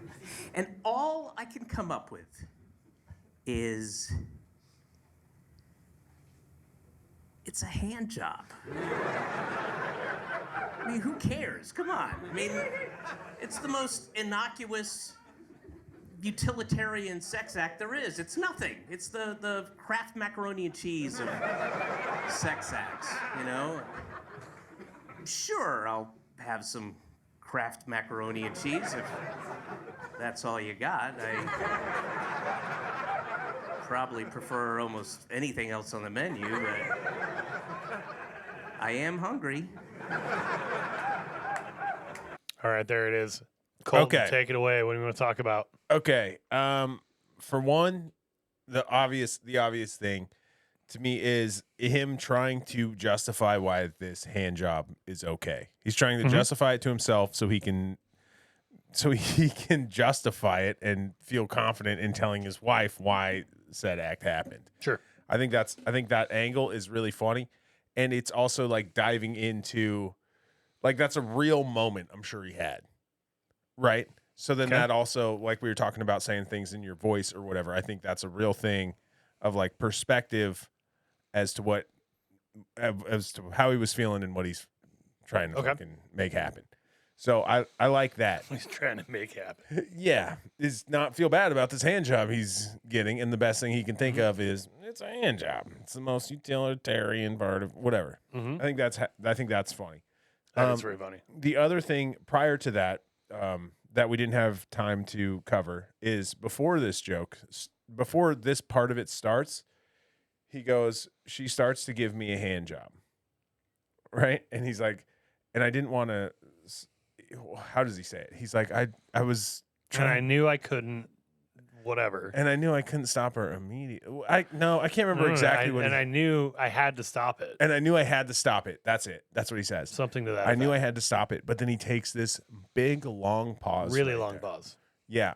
And it gets laughs throughout that pause. I thought that was really, really interesting because not only is he saying like, and I knew I had to stop it, right? As like as a punchline. Yeah. But then also almost sitting in it as an act out, kind of as if he would have. That's what he was doing. He was doing. Yeah. And I thought that was pretty clever. This is a very artsy way of looking at it. Because you're like, yeah, because you're saying like he is making a joke using the pause as a pause in real life, on stage and in real life, right? Right. Essentially. And I don't know. Maybe he is absolutely doing that. He probably is. But I don't know that that's as obvious as it was to you. You know what I mean? Which just means you're paying attention. But I think that's it's a very interesting idea. Yeah, where a pause is almost an act out, kind of. Yeah. Yeah, it's an interesting take, and it could absolutely be 100% correct. I thought that was cool. Okay. Then on the other side of this, he does a thing where he does not stop a joke where you think it's going to stop, kind of. That's what I noticed listening to it. He takes one thing, and we've talked kind of about it a bunch of times, but like that idea of his wife, like trying to justify himself to his wife. But then another part of that justification is like, if she were to get fingered, right, like that's fine. I would want her to climax. In fact, if she came home and she didn't climax, orgasm, then I'd be upset with. I'd be upset. I would walk to that place. Just that like constant, like taking it further and then taking it further and then taking it further. Sure, I love that idea, and that's how you get long bits like that. And that's why I would like to just kind of write that way, because also it would make it easy to build your set if you were like, I just got to do this 15-minute chunk, this 15-minute chunk, this 15-minute chunk, and then maybe have a transition between them. Sure. I like that. Yeah, that's... Did you notice the Harry J. Riley guy laughing in the background? There's a guy who sounds like Harry's like big laugh. Oh, I did not notice that. Like it's a very high, like a very local guy, a local comic, very, very funny guy. But he had very distinct laugh, and I was like, that's that guy. That's Harry. Who's there?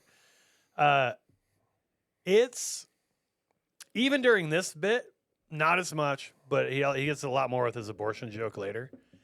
He does material.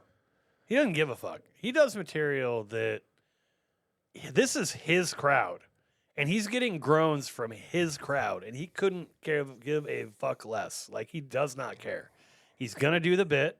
He's confident in the bit's funny, and it's logically it makes sense, and he's just gonna go with it, and he doesn't give a shit. In fact, he's happy to upset the people who came to see him. Not upset, but you know what I mean, like to get them, because in that way he's thinking, or you're thinking about it, right? It's very, very clear to me that he is making a point. Yeah, and he wants you to get the point, whether or not you hate it or not. If you get the point, he's done his job. Like. In that way, it is a little bit preachy, but preachy in a way I respect. You know what I mean? Like, it's like I actually do believe this, and I'm going to say it, and I think it's funny. And if you don't, that's fine, but I don't care if most of you don't think it's funny. Yeah. Right? Well, and it kind of, it's a next level thing in a sense, because, like, all I care about is I want to make people laugh. That's it. Mostly, I just want to make people enjoy their time. I don't want to talk about politics, really. I'd rather have you kind of take your mind away and just be able to laugh. But to be able to get the laughs and then to also have like a superior point that you're actually proving at the same time, and then your logic checks out to said point. Like that's it's kind of next level deal. This is more David Cross is more issue politics than party politics, and that is more palatable in my opinion. Oh, interesting point. Yeah, because if it's just Republicans are stupid, whatever, he does a couple of pretty degrading. Degrading is a pretty strong word, but act outs of like traditional conservative thought. Yeah. But as far as like what he's actually looking at is it's more issue based. It's not like these people are, it's not like Democrats versus Republicans. It's people who believe this versus people who believe that. It's a little bit more palatable. He doesn't bring it up a lot, like you said. It's definitely not as political as I expected it to be, which was good because I did not like, I don't know, it was like 2 specials ago. It was just like, it was an hour and a half like hit job on just conservatives and Republicans. And I was like, I don't care. Like, I just don't care. So Anyway, I don't even know why I brought that up because that's not what I was going to bring up. At one point of this too, it's in the beginning where that's pretty much where like the shitting on Republicans part really is in the beginning, I'd say. Mm-hmm. He also is like, I mean, the whole abortion joke's a pretty big shit. Yeah, that too.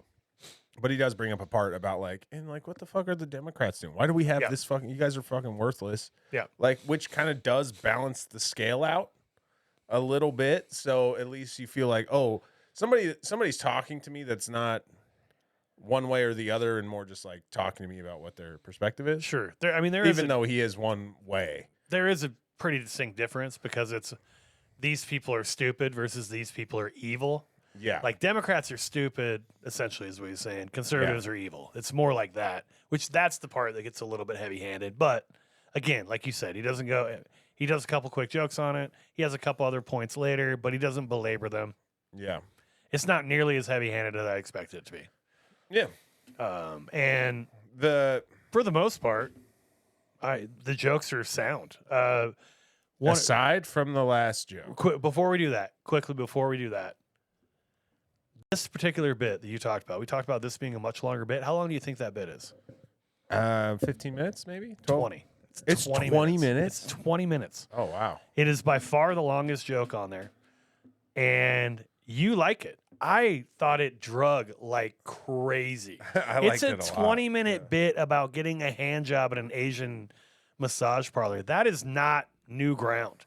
And I mean, to me, there are some points about it. This joke. I'm not saying it's new ground. Yeah, I understand. And we talked about this before. It's not. There's no hacky premises. Just hacky jokes, right?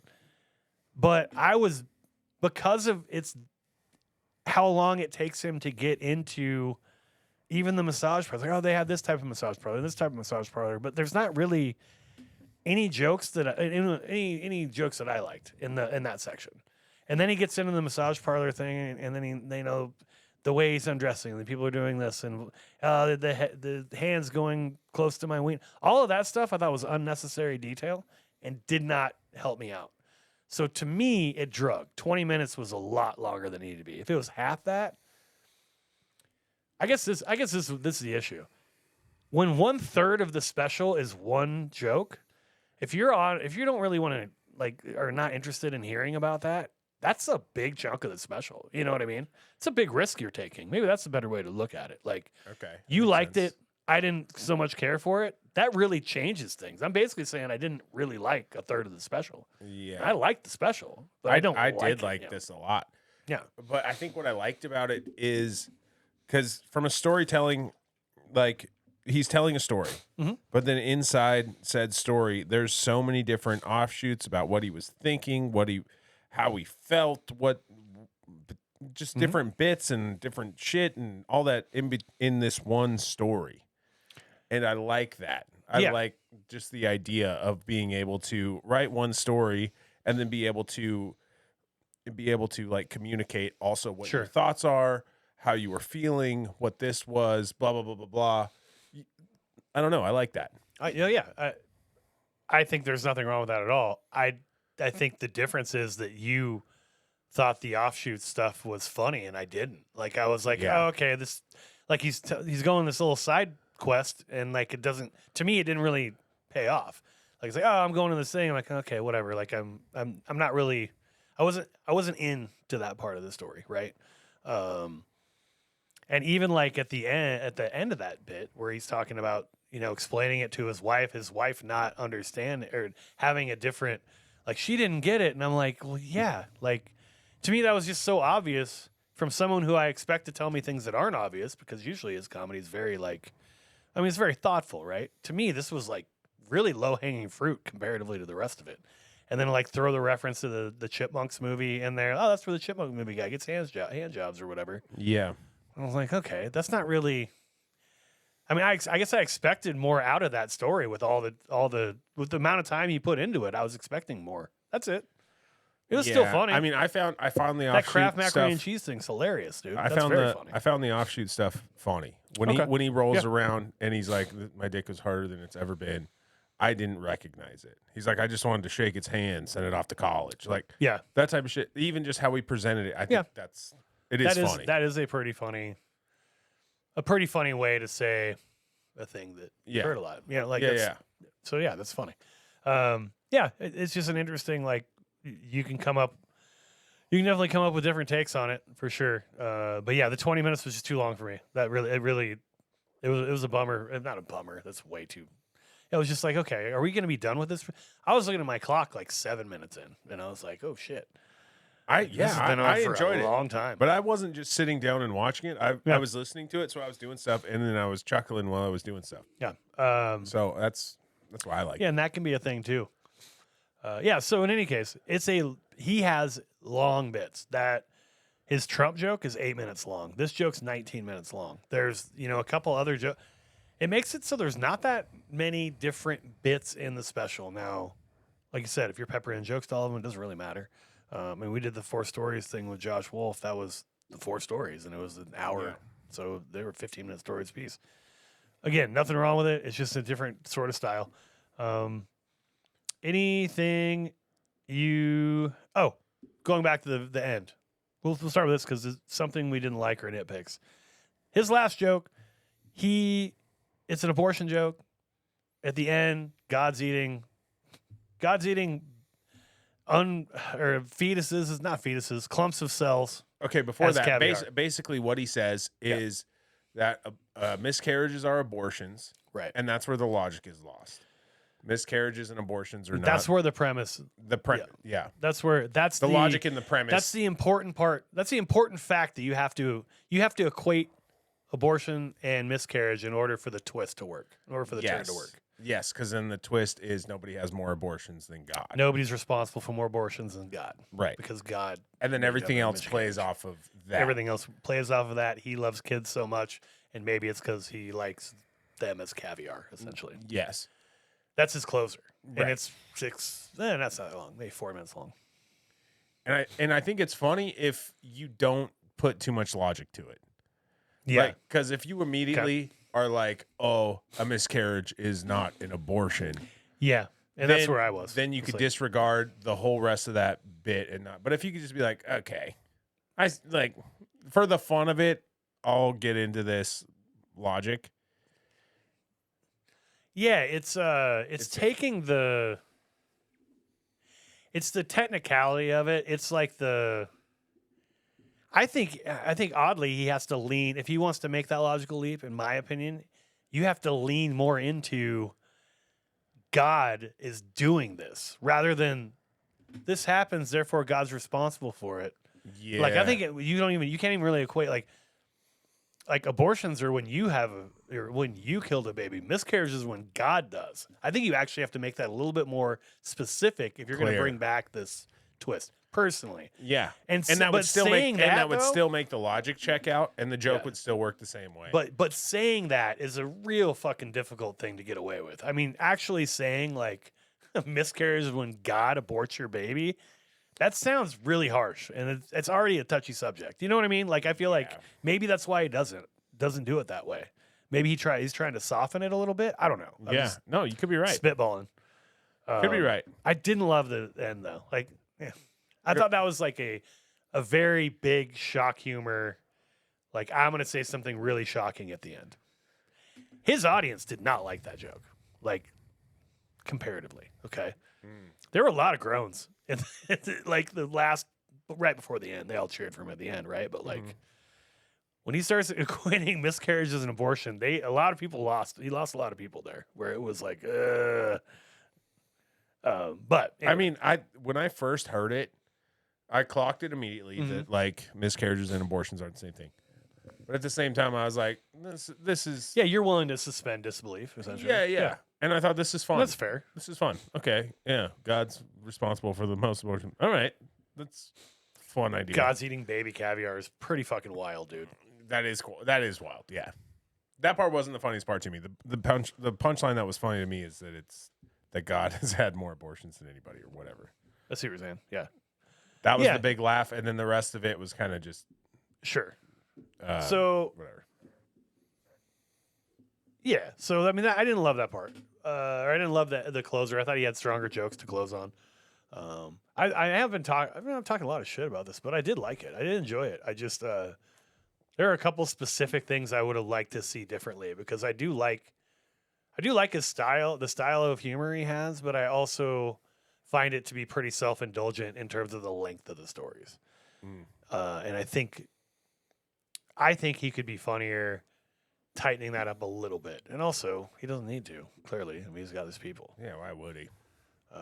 The sneakers bit I thought was really funny. Also, the storage units, how America has 90% of the storage units in America. In the world, yeah. In the world, yeah. I think they have in 100%. America. In America, yeah. they have 100% of the store. In America, we have 100% of the storage units in America. Yeah. 1,000%. So you're gonna finish your thought about that? So he equates that to then talking about people that collect sneakers. As many like you only need 3 pairs of shoes roughly in your life. Right. But then he goes like goes into a whole act out about somebody showing their sneaker collection to you and how big of a room they needed and how they all have hydroponic fucking systems for their shoes. And like, I don't wear them, whatever.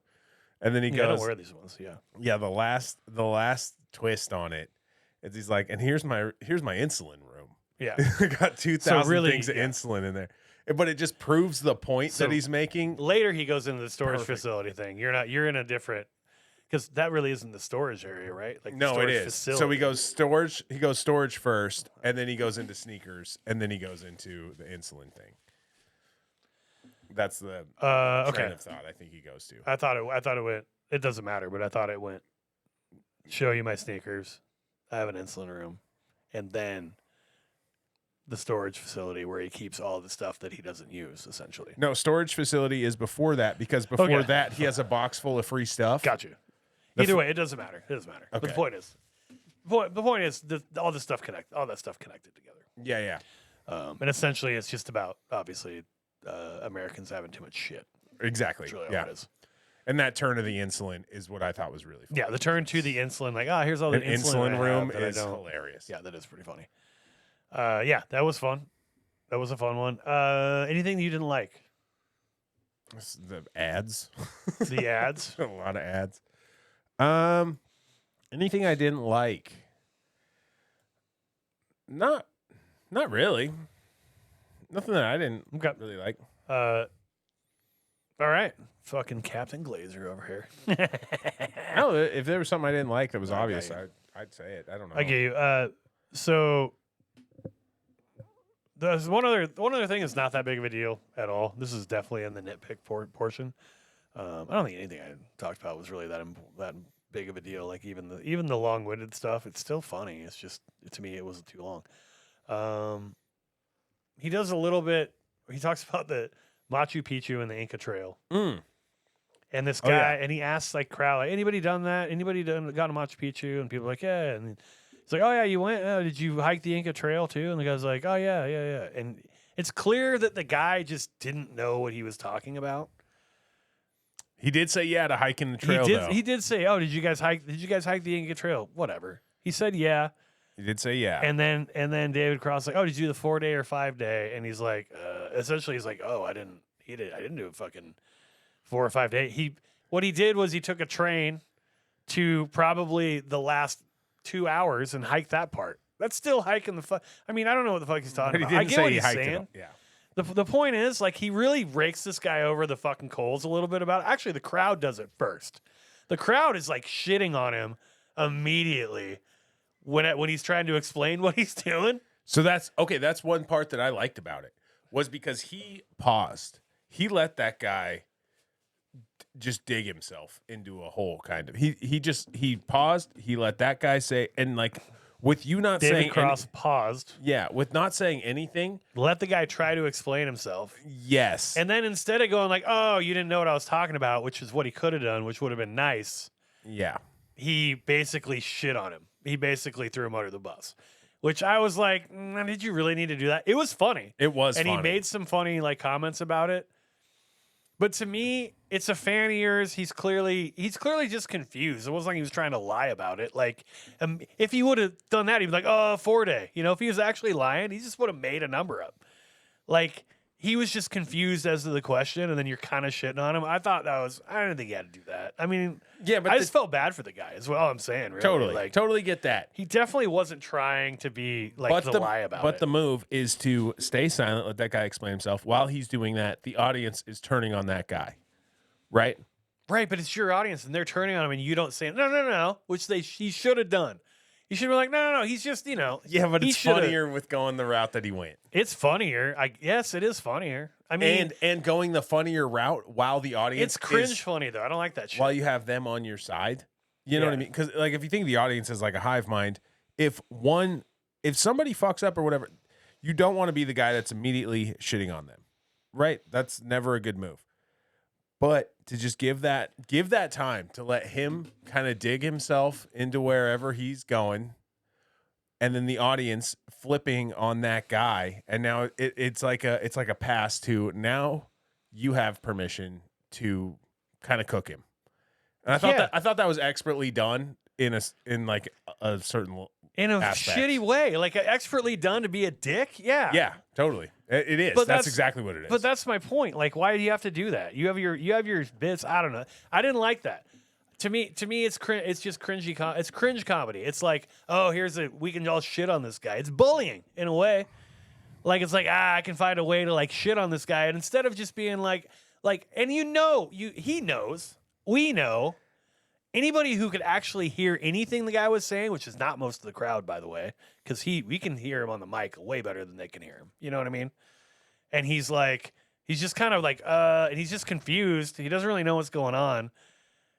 Like, yeah, it's funny to everyone else except for him and the three people with him who are like, oh, now I'm getting shit on. But all he had to say was, I didn't hike.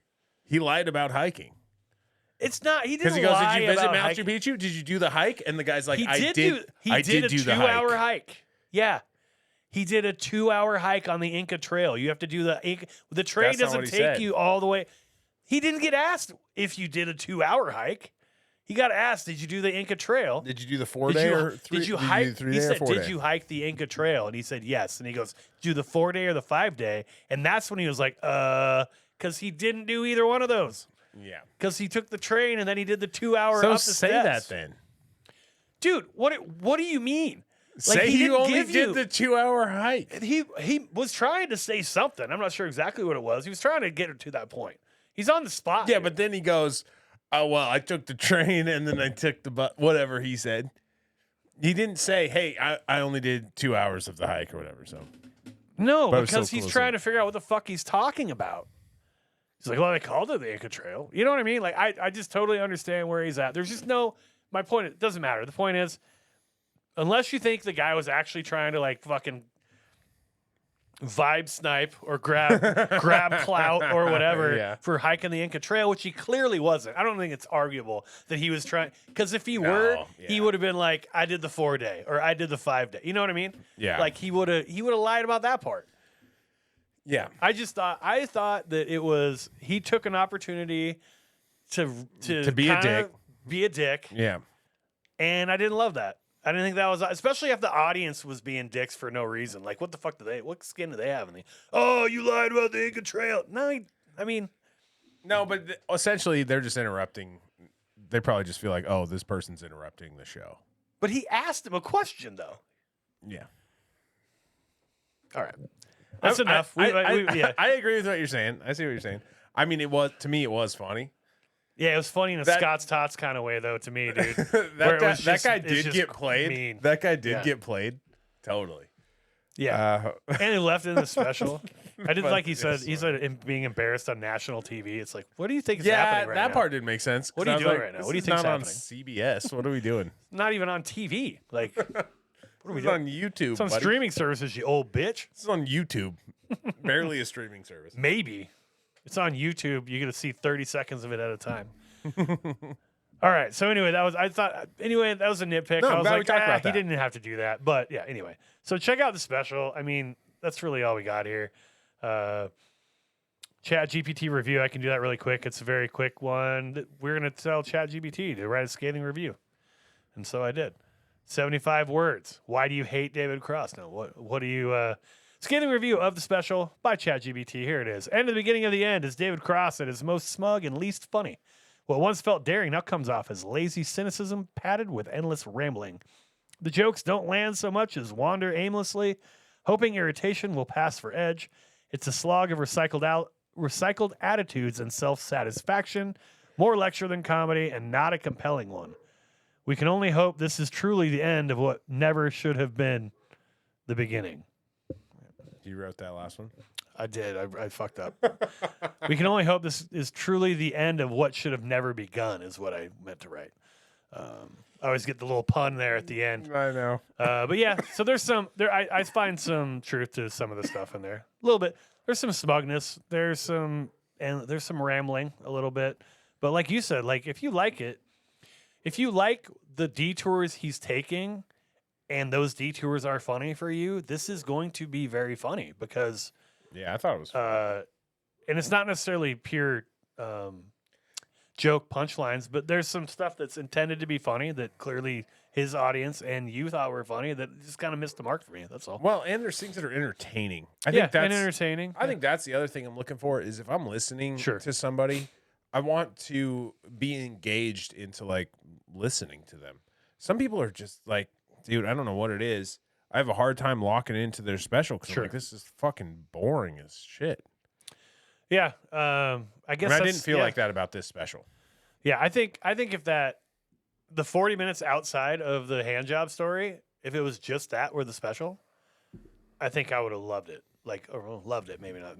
Yeah, probably. I probably would have loved it because there's not a lot else in there that I don't like. I like pretty much all of it. That story was so long, and if you're not into it, like I said, it's 20 minutes that I was not into. So, just one joke though, just one joke or just one bit. That was my favorite part. Yeah, see, that's interesting. Yeah, we're on the opposite ends of that one. We are. That's okay. Right. That's good. Yeah, it's fine. It's fine. Good hang. You think it's a good hang? That's a good question. Do you think he's a good hang? Oh, you're punning to me? I feel like he's a guy who wants to talk about politics and issues and shit, and so I'm not sure it would be my favorite person. He's also a guy that says the N-word and stuff. Is he? Yeah. Huh. Said the N-word on his podcast. Huh. With like Theo Von there or something, and they were like, yo, what? And he's like, that's fine. We'll leave it in. I didn't know that. Okay. I don't know. I don't know if he's interesting bring up. All right. Hey, David Cross. So I'm what sorry, does that man. mean I'm just to you bringing then? up stuff. You just say, he seems like a guy who would say the N-word. So how does that relate to you? What is he a good hang or not? Are you saying he's not going to be a good hang because of that, or he is, or it doesn't He's probably going to be matter? a great hang because he brings up the N-word. Okay. Just kidding. I have no idea. Okay. I'm just bringing up facts. Got you. Okay. So have you come out on anything there? Do you feel like yes, no? What would you be worried about? What would you not be worried about? That's a good anything. It is a really good question. I don't think he'd be that good of a hang, to be honest with you. And any particular reason? Because he's just too fucking old. There's like a smug, like you said, with the smugness. Okay. But I could be totally wrong. I don't know. Okay. Yeah, that's fair. We don't know. We don't know David Cross. Come prove us wrong. I'll buy you a beer. I'll hang out with you. We'll see if we're right or not. Dude, I got one beer for you right now. I don't know if he drinks. He seems like a guy who wouldn't drink. I don't know. Oh, God, I'm so tired of comics that don't drink. I don't know that he. Can we talk about that? I don't know. I'm tired of fucking comics that don't drink. We've talked about that before, dude. Dude, it's fucking annoying. I'm gonna be good at comedy. I'm gonna quit drinking. You know, the greatest were the people that were fucking doing cocaine in the bathroom, right? Like, well, that's what not are we drinking. That's about? different than cocaine. That's yeah, cocaine. But if you're not drinking, you're stone sober. That's how it goes, for the most part. So it's just like, do you not want to be the best? You don't want to be the fucking best to ever do it? Because let me tell you right now, if you're not drinking, you're never gonna be the best to ever do it. Newsflash, dumb fuck. You're never gonna fucking be the best. All right, we're at this point. We're at this point in the fucking pod. Just, fuck you if you're fucking clean or you don't drink. You're never gonna be the best. You're never gonna be the best. Okay. I die on that hill. All right. I feel like we've had that exact conversation before. Yeah, maybe. I wonder ago. I wonder with on what pod, on which one that was. Yeah. Well, your opinion is duly noted, man. Like, I think it's probably not related, but I just hate this idea of like, oh, it helps me. It doesn't help you. You're an idiot if you think it helps you. Like, I understand you don't want to do stand up drunk, or you don't want to have drinks, do a set drunk. I get it. But to not drink at all, like, that's not how the greatest did it. All right. It's just a fact. I'm just going off of facts. I'm going off of stone cold data. Okay. All right. Data. Yeah. Well. You know? Yeah. I mean, I haven't had any drinks in 15 days, so I feel that way. All right. What is what do you think about the name? You have a better name? Yeah. Parlor. The name is Parlor? Yeah. End of the Why? beginning of the end. It's too long. No, I don't like I don't love the name either. He does that with a lot of his. They're very weird. Oh, But really? why Parlor? Why Parlor? A massage parlor. It's 20-minute bit. Got you. Something like that. Something in there. Got you. God's caviar. Just God's caviar. Okay. No, That's not caviar. Would be better. Just caviar. I don't think either one of them's good, but yeah, it's better than what he has, I think. The beginning. But I don't think of he the gives a end of the shit. beginning of the He tomorrow's. doesn't give Tomorrow's a- end is a new beginning Top in the five. You present. make your top five? No. Okay. Me either. What would you emulate about David Cross? I would like to emulate just the effort in The hand jobs? in hand jobs. No, the effort in like lengths of stories, just trying to really, drag them out, kind of, and see how many jokes you can pack into one story. I like that a lot. I will say I really like, and that's good. I mean, that makes sense with everything we've talked about. A couple things. He really, really sets up his jokes well. I would say he oversets up, but by the time he's done setting them up, the turn is going to be very effective. Like, I mean, that's what the setup is. Like, you're setting it up so that the turn is as highly productive as it can be, right? And he's really, really good at that. I wish he could do it a little bit quicker, but what he does is undeniably very good at leading you up to this point and then taking a hard left or right to a different subject. So I think he's great at that. I would love to be better at that. And then he has a very unique voice. A unique voice. He knows who he is, and it's different than what other people do. Yeah. And that is who he is, why he is, and why now. And those are all those important things we talked about. So that's what I would emulate about David Cross. That closes the book on David Cross. You got anything else to add with him? No, I think we covered it pretty good. We talked about it pretty hardcore. David Cross, enjoy that special. Check it out. It's very good. Yeah, I liked it a lot.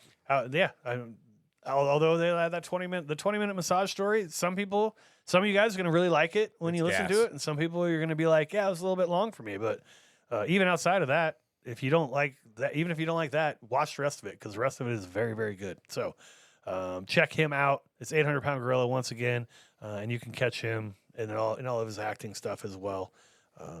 So there we go. We're going to skip listener mail. We didn't get much. We did get a message from somebody saying in January, I just saw it. It was in our spam folder, saying that we're the number 118 comedy podcast on certain metrics, which is pretty bad because there's a lot of different metrics, and you're usually in the top something with 118. You can't even get us in the top 100. Were they saying it as like a mean thing, or as like a nice No, thing? they're like, because they want to work with us. It's one of those like, we're trying to get your business. That's why I was in the spam folder. Yeah, it's 100% why I was in the spam folder. You guys have a house. Tilly we'd love said to something play. really gross, though. Shit, now we have to do this. God damn it.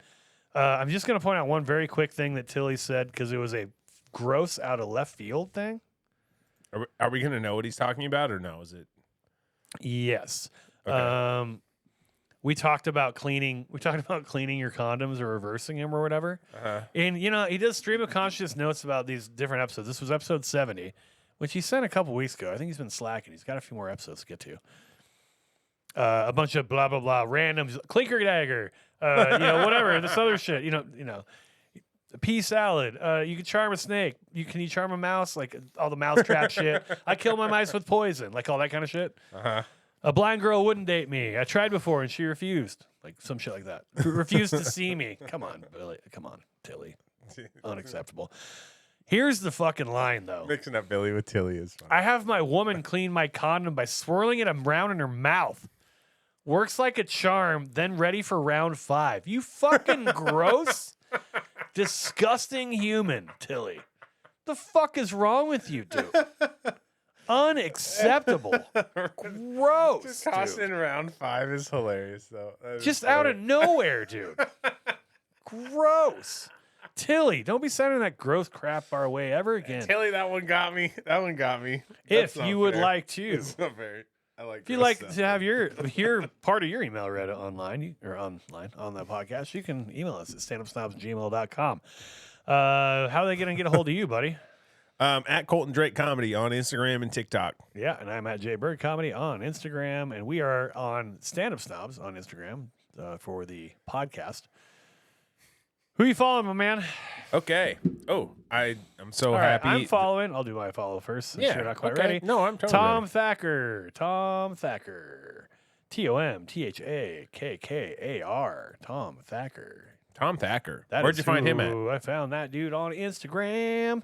Nice. He's on Instagram. He has about 30,000 followers right now. Funny dude. Enjoyed it. Great. And you are following who? Tyler Fisher, I believe is how you say his name. Fisher, yep. Tyler Fisher. His Instagram is TYTHEFISCH.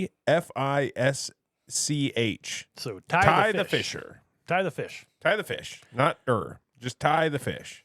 Ty the fish with a C in the fish part. Yes, Like correct. Fisher, the name.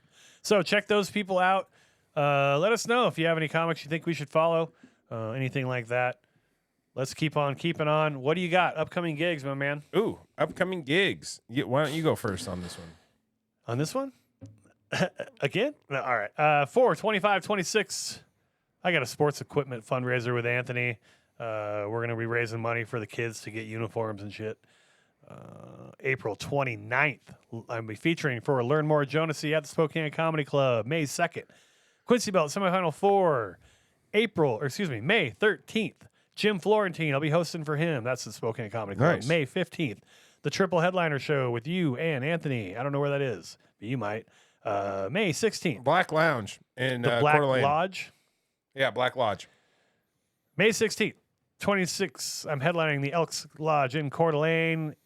June 4th, 26th, I am headlining the Garland Theater in Spokane. And June 6th, the Quincy Belt Final Tournament of Champions with competitors including Colton Drake, Blade Frank, and Ty Owens so far. And then we'll get the other one here in a couple weeks. That's all for me. What do you got, buddy? Okay, I will be featuring for Chris Porter. I'll be hosting for Chris Porter at Spokane Comedy Club. That's 5/7 through the 9th. 5 shows. Sick. That'll be fun. 5/15th, I'll be in Coeur d'Alene with Anthony Singleton, Jay Berg, and myself at the Black Lodge, like we just talked about. Then 5/16, I'll be featuring for Casey McLean at the Draft Zone in Post Falls. Boom. June 6th, I'll be in the Quincy Belt Finals. That's also a Draft Zone in Post Falls. Mm-hmm. June 20th, I'm in the Red Room with Anthony Singleton. We're co-headlining that. Show starts at 7:30, and I'm sure there's more to come, but that's what I have for right now. All right. Well, 3 months out, I think we're good. We're probably good. That's our schedule. That's all we got for this week. Next week, my man, we got Nikki Glaser. Oh, yeah. Her special comes out here in like 3 days on Hulu. It's another hilarious special. We haven't had one of those in a while. Yeah. The hilarious special. Nikki Glaser. Good Girl is the name of the special. So Good renew Girl. your Hulu subscription Renew your Hulu subscription so you can watch it. so you don't get ads. Oh, wait, they don't even let you. I don't even know if they let you. Yeah. Oh, they'll have you get ads. I don't even know if they'll let you access it at all. Pay top dollar for your Hulu subscription. We're sponsored by Hulu now. The wonderful Nikki Glaser will be on that, and then again the special is called Good Girl. It comes out April 24th. She's going to take us out, but before then, thank you guys so much for listening. Been a long episode, but we had a great time. Thank you for listening. Thank you for following and liking and subscribing and all the cool things that you do for us. We really do appreciate it. We can't do it without you, so we love you. And stay funny, my friends. Bye-bye.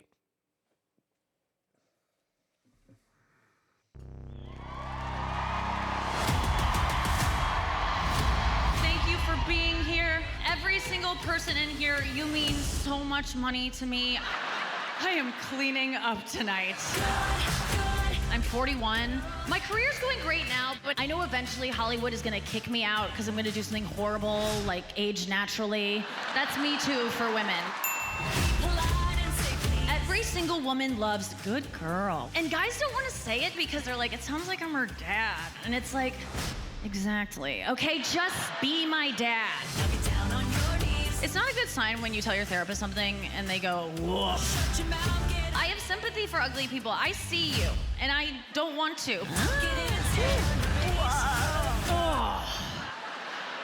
Perfect. I do wonder sometimes because of my thoughts, I'm like, am I a sociopath? And then ChatGPT is like, no, queen, you're perfect. And I'm like, you're my best friend.